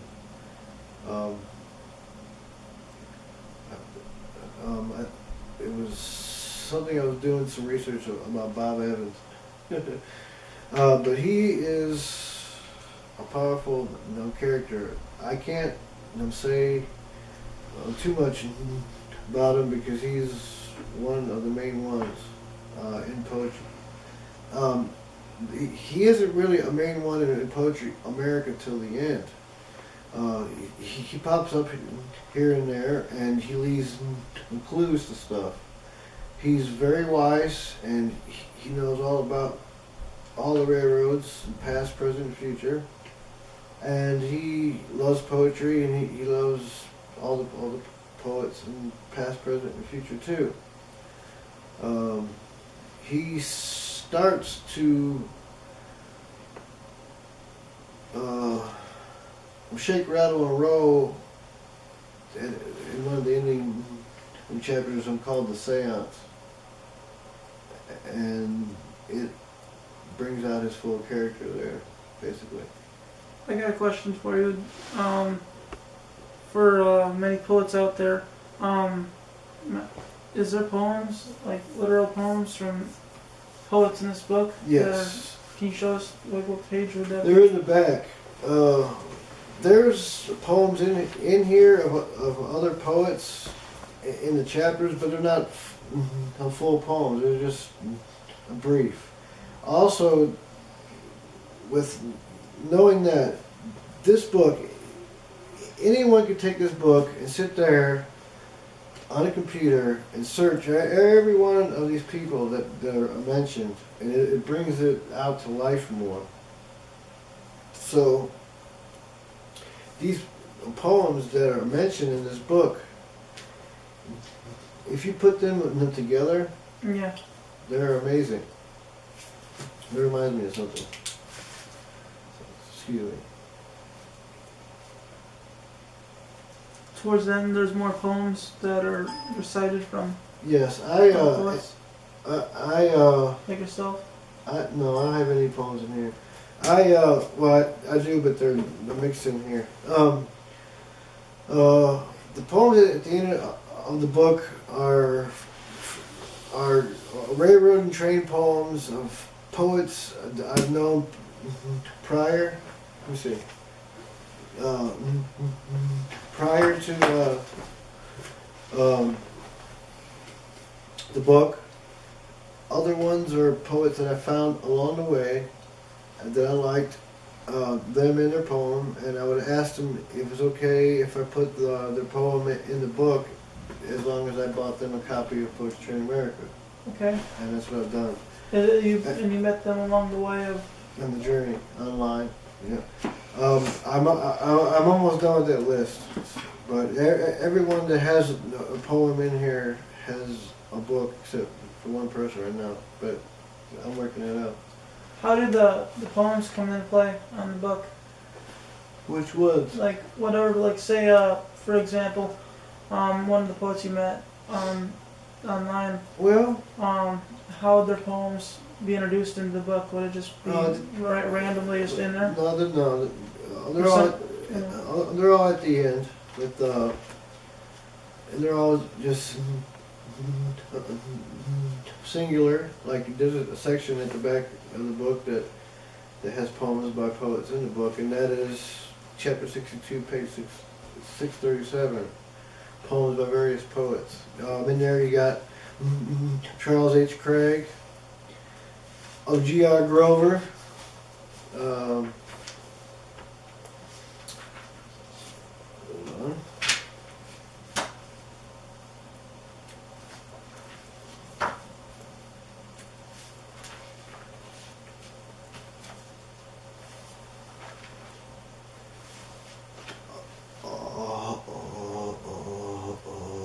Lady Namu, Brett Ursenhagen, Olin L. Smith, Eve Brackenberry's got poems in here, Orrin Cousins, Jason Ryberg,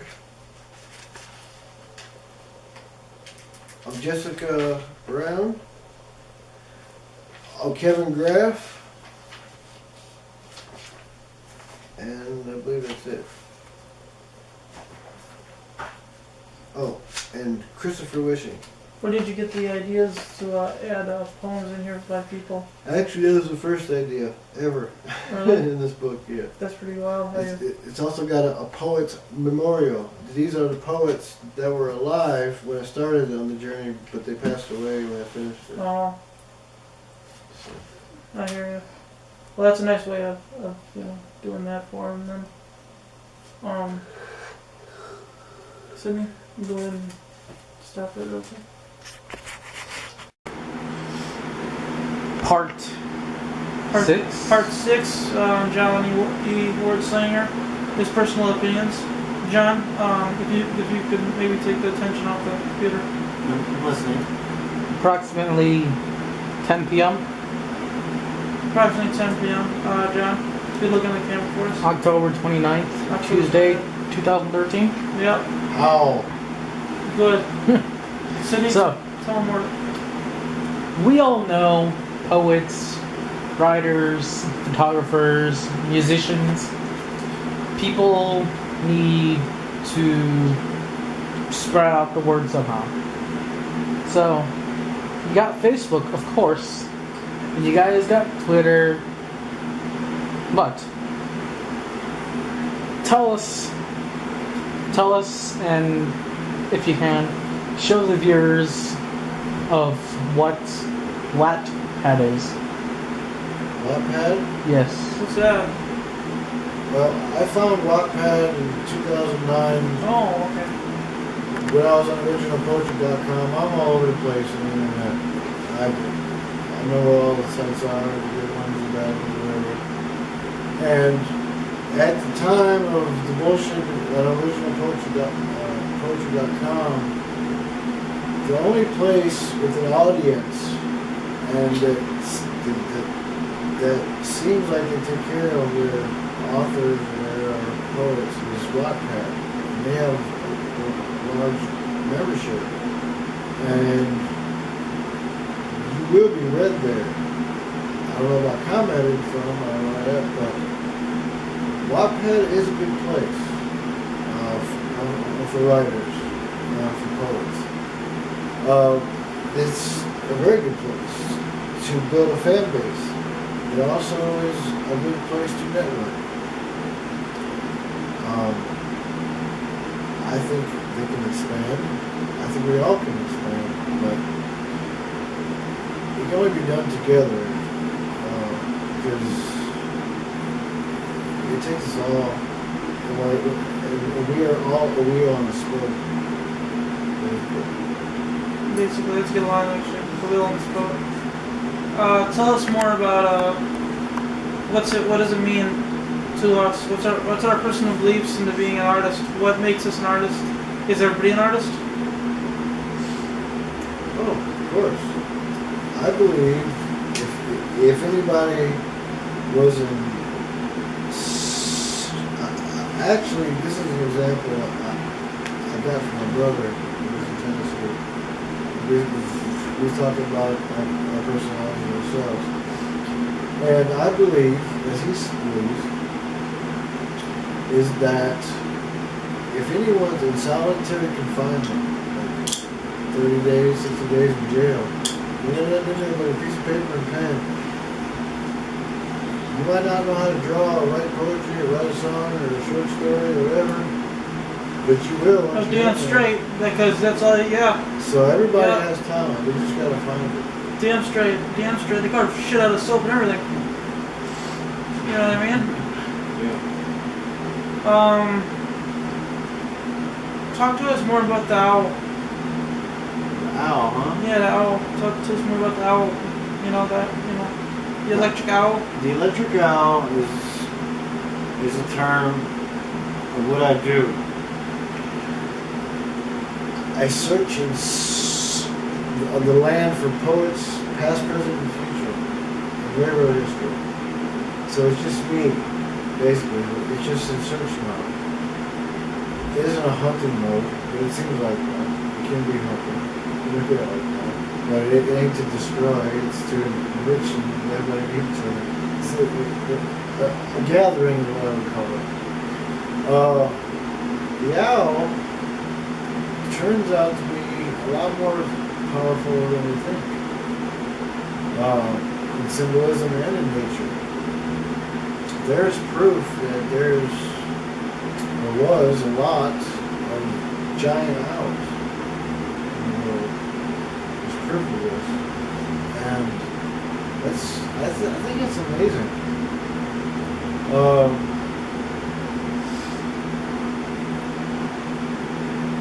Also, what I think, going back to talking about earlier about synchronicity, is during the time I went in Poetry Train America, the owls, the white snowy owl migrated from Canada all around the United States during when I went in Poetry Train America. It didn't happen before. It happened during. And I've already thought about using the owl as a character and a symbol in the book anyway. And then all this came about. And I got a newspaper clipping here that one showed up in January, like about 20 minutes from here on the road, and that's the closest one. I would love to see a white snowy owl in real life. Like that one as a pet. And the owl is a lot. And it also means a lot in different cultures, different places, different tribes. There's this a myth that they're evil. That's not true. Just certain tribes think they are.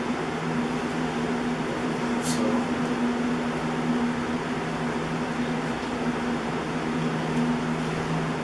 Ask me a question. Maybe look one up on the computer. If you want, you can stop and ask him.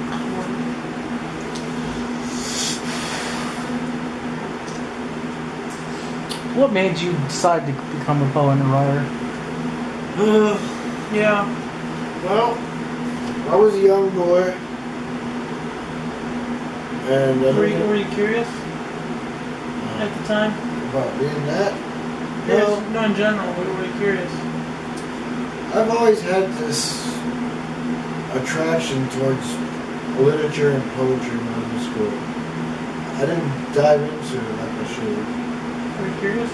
Yeah, it always attracted me. I always thought it was cool. Very cool. Then when I was 17, as you all know that you go through these times where you got your parents, but you also ask yourself, what am I going to do with my life? You know? Yeah, all the time you get that. So I got ran over by an 18-year-old when I was 12, so that killed most of my dreams right there. Like football, I was great at football, great at baseball, very good and very loved it. But I couldn't advance because of my accident. I was a risk to the team or the school, whatever. So those dreams got turned off real quick. I liked the idea of being a songwriter and a poet. Mainly a songwriter because I guess it's more popular than poetry is, music is. But it's the same thing, sort of, to me. Even though I don't know the differences. But it's the same thing, it's just a different form. And you put it to music. And that's like a double whammy. You get these cool lyrics, good poem going on, with good music, sound effects. It's art in a double way. Yeah, that's right. Then some. Now the art of recording engineering is a whole different ballgame. That's an interesting ballgame. I asked myself. Actually, I lived in Valparaiso, Indiana, at the time.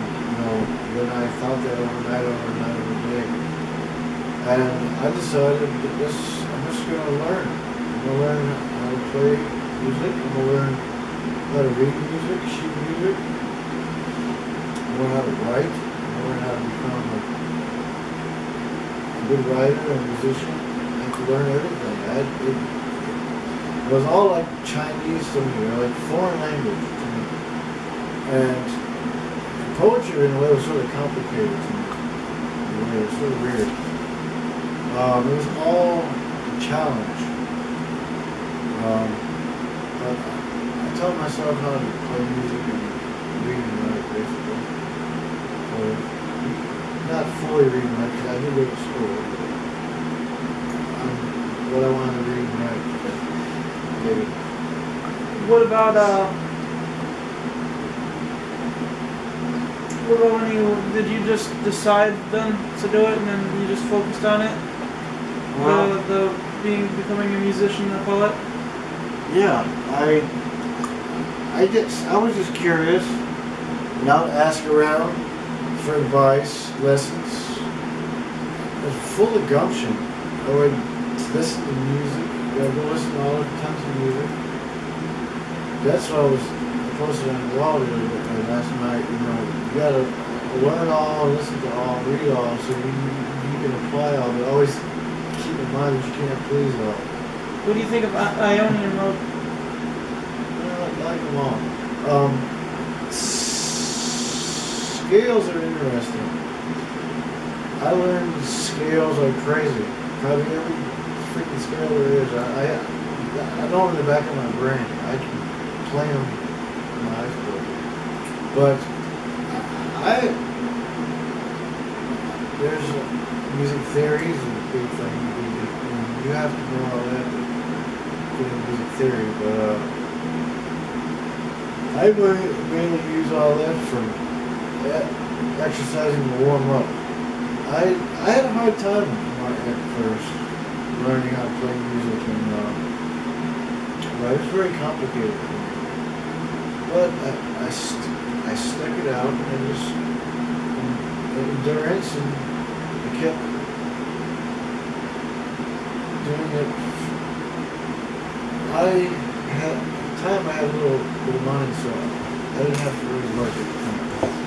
But I invested 3 years, nearly 3 years, night and day, from daylight to dark, and then some, into learning how to write poetry and lyrics, and learn how to read and write music. And night and day, I crammed it, all different styles of music and stuff in my head, stuff like that. Crammed it. Because I knew I only had a short time before I had to grow up, and I had to get it, all this down in my head so I would know it. So it's one of the best things I've done too.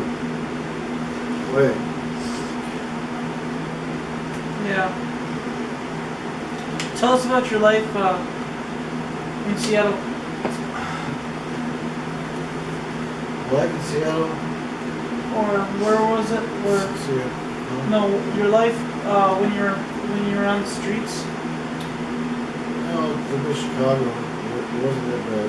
That was in Seattle? No, Seattle. I lived in Springfield, Tennessee. I had to change my life quickly. I wasn't going to get anywhere. There is a lot to that. I can keep going on. I'm not going to. But I do know it's one of the best choices I ever did was to leave Springfield, Tennessee behind, or Nashville behind in my life. To move forward. If I didn't, It would ruin you? I wouldn't be who I am today. I wouldn't know what I know today. You guys wouldn't have known me if I didn't take that step. I like Seattle. It's a night and day city, and when I say that's because during the day is in business mode. It's cool. It's hustle and bustle. It's interesting. Everybody's into fashion. It's a beautiful city. And it's cool. And it's not as expensive as people think it's going to be. You gotta look around. But there is a bad side. There is a night side to it. And the place can be pretty rough at that time. Tell us about it. You got the homeless robbing the homeless. You got gangs, all different types of drug addicts, and it's just freely being used on the streets at night. Like it's no big deal. It's no big cigarette.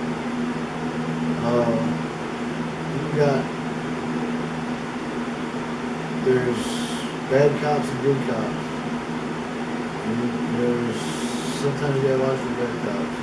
Were they really, really rough? That's just ignorance. That's it. It's rudeness. That's it. But so you got all that factors going on at nighttime, where you can say it's a hunting ground for evil. And evil lurks and breathes. You can sense it in the air and feel it.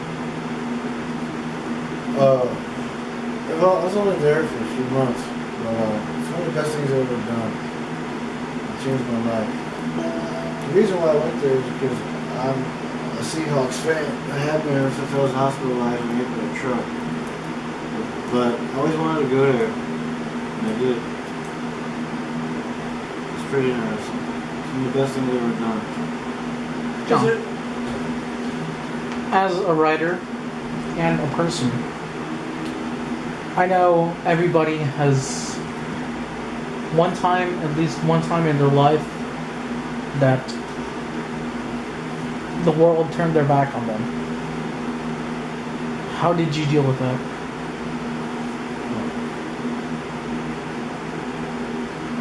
Did it happen yet?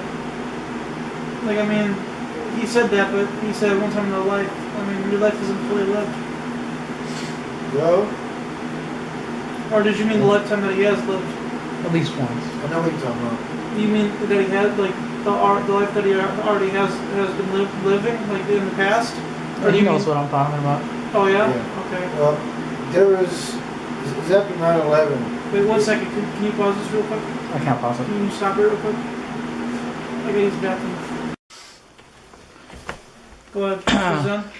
So, Throughout, as a writer and a poet and an artist, throughout every person's life, at least once they have felt that the world's turned their back on them. How did you deal with that? Or everybody has. Either the world or everybody, you know. Well, the first time I ever felt that was like right after 9/11, at least that first year after 9/11, or maybe two. There's all kind of things went wrong. So I have felt like that. I went down the wrong path for about 4 years. So I didn't deal with it too well. But I've learned a thing or two by walking down that path, though, that I wouldn't have known about if I didn't take that path. But that's not good enough.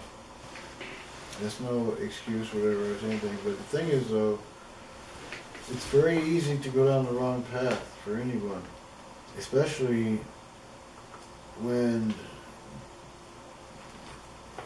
your whole world that you give into your family, your friends, whatever, your business, the people you love, and they turn on you, turn your back, it isn't a good feeling.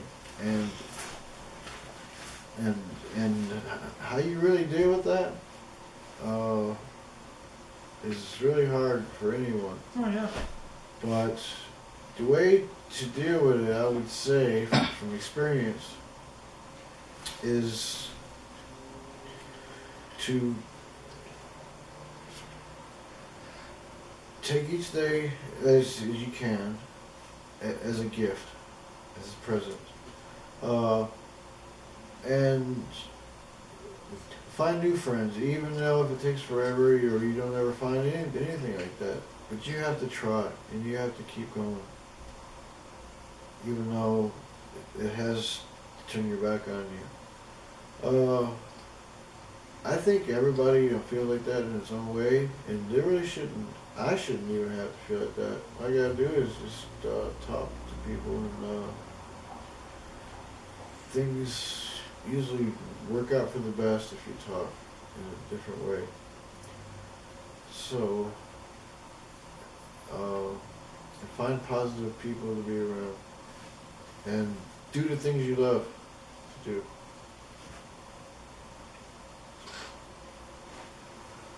Then that's what you have to say about that. Now, what happens? Did it happen more than once? That feeling that what the hell am I gonna do now?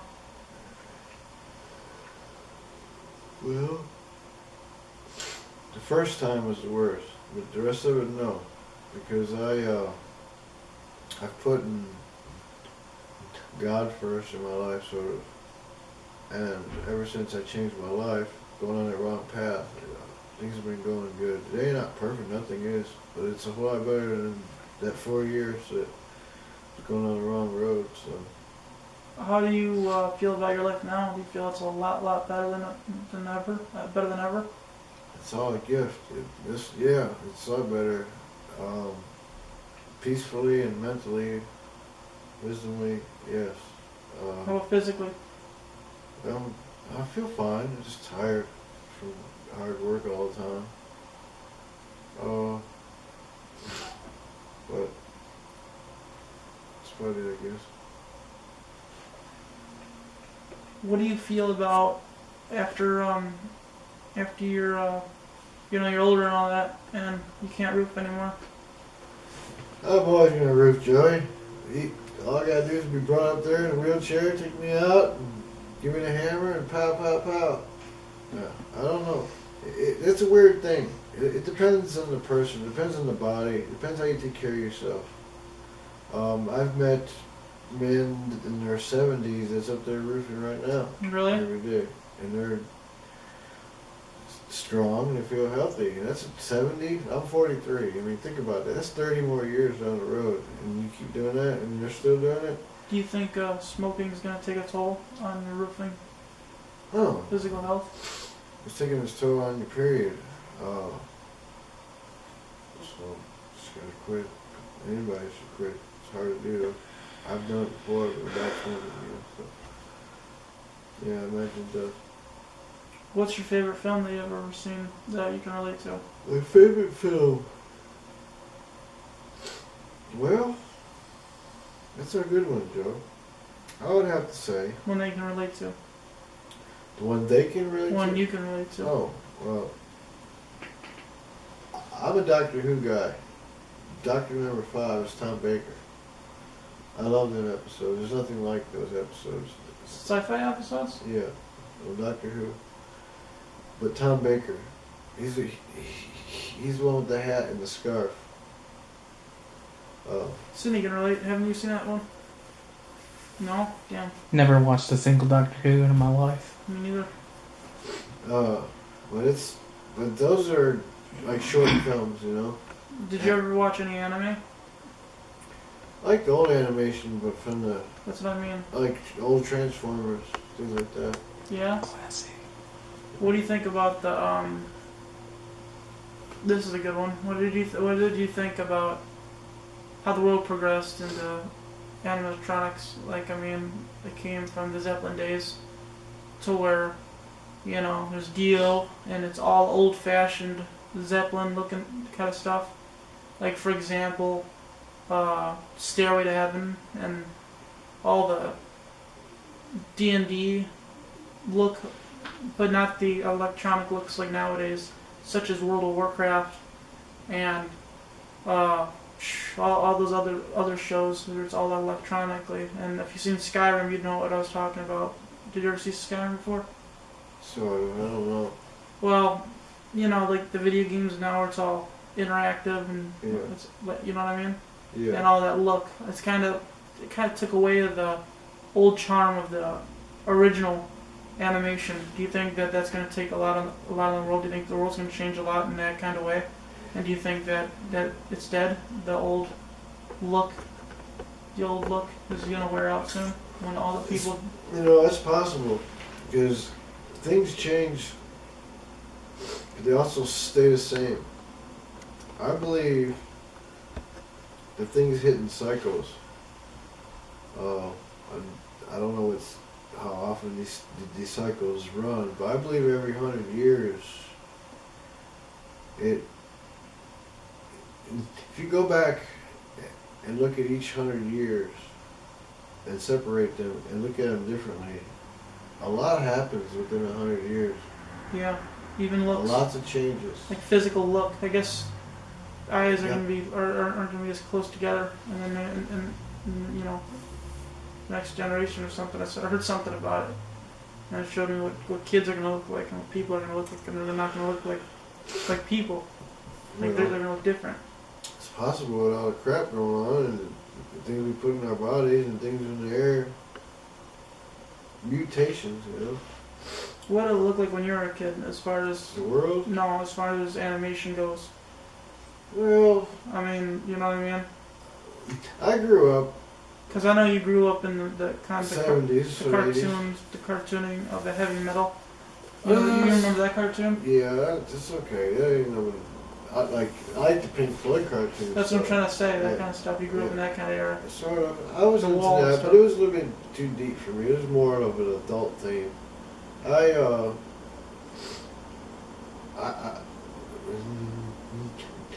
grew up watching Popeye, a Woody Woodpecker, Scooby-Doo, Bugs Bunny, Looney Tunes, all that. There's a lot more. I liked the Sheriff Bing Bing Rabbit. You ever seen that? I don't know, probably. Yeah, it's pretty cool. Yeah. And but I noticed that the older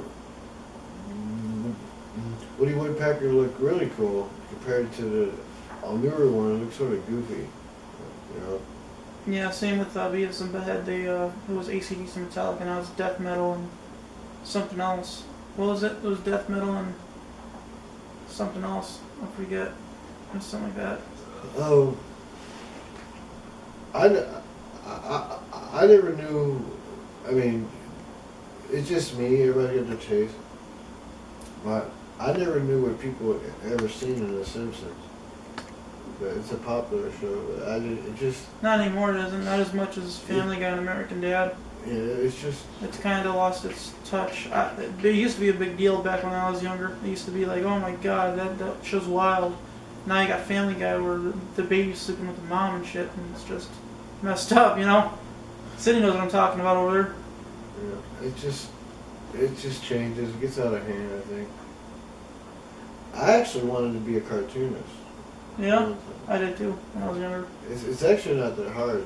It isn't. Right. I know that, dude. So much shit cartoons go far too. You make money off such shit. Even SpongeBob, dude. You make shit cartoons and you get paid a shitload of money. It's like, okay, I'll just drop something, you know. I'll just drop something stupid. I'll just draw a circle. I'll make $1 million. It's like that shit. Even stuff like South Park. That is so gosh damn simple. That cartooning. The early South Park, it was the shit cartoon. And oh my god, it's like one of the richest. It's rich and famous and shit. And it's just really popular. They made millions from it. People got tattoos of South Park, like Kenny and shit on them. That's crazy. You know? Alright, John. Last question for tonight. Okay. How did you feel about your first book ever being published? I guess that would be technically. Well, I've had my poems published in books for poetry.com, but we was hoping it would be a great site, but it turned out to be a scam too. Like originalpoetry.com. I felt excited that I won a poetry contest, and it was going to be in Volume 1, originalpoetry.com's Volume 1. I thought that was really cool, to be in a book with other poets. Then it got a little crazy.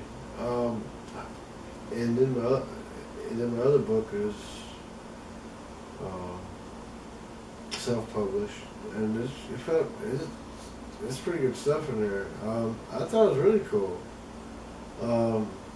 But with Poetry Trade America, it's a totally different ballgame. It's like actually really doing something that's never been done before. So, how I feel? I feel happy that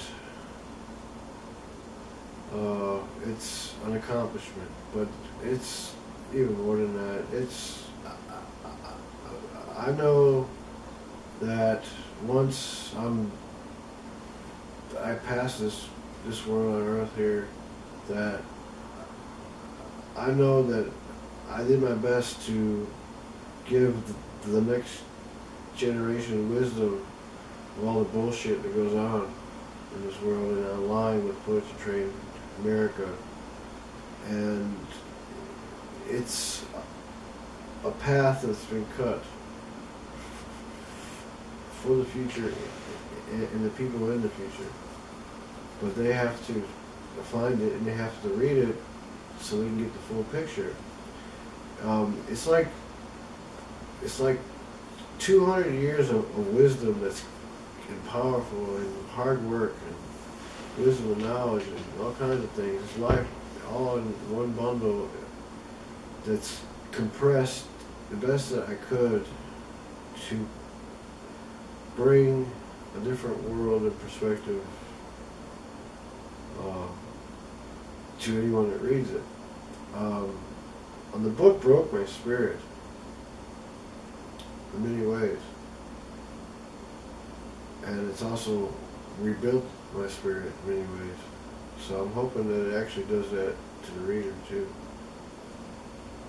So, but it can get more crazier where it can break you where you can't put yourself back together again. So that goes back to your other question, when all the world seems to turn on you.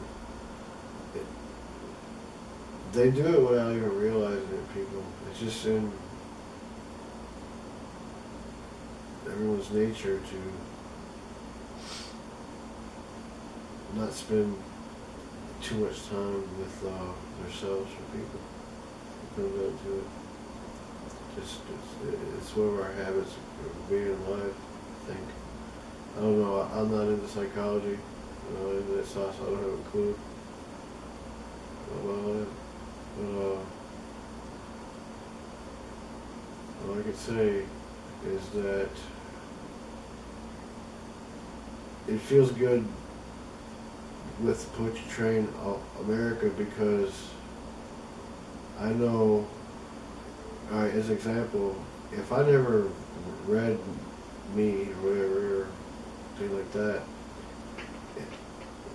if I put myself in the future as a different person and I read that book, I would be like, wow, you went through all that, and this is this, and this is this, and this is that. It's pretty freaking interesting. That's a tool right there for anybody to, with wisdom of poetry in the railroads for America. It's a tool. That book is a mind tool, and there's like 5 stories intertwined in one, but it opens up more doors as you go along. You just gotta take the time to take the names, the people, and the places, and the poets, or the poems, and research yourself online, things like that. There's also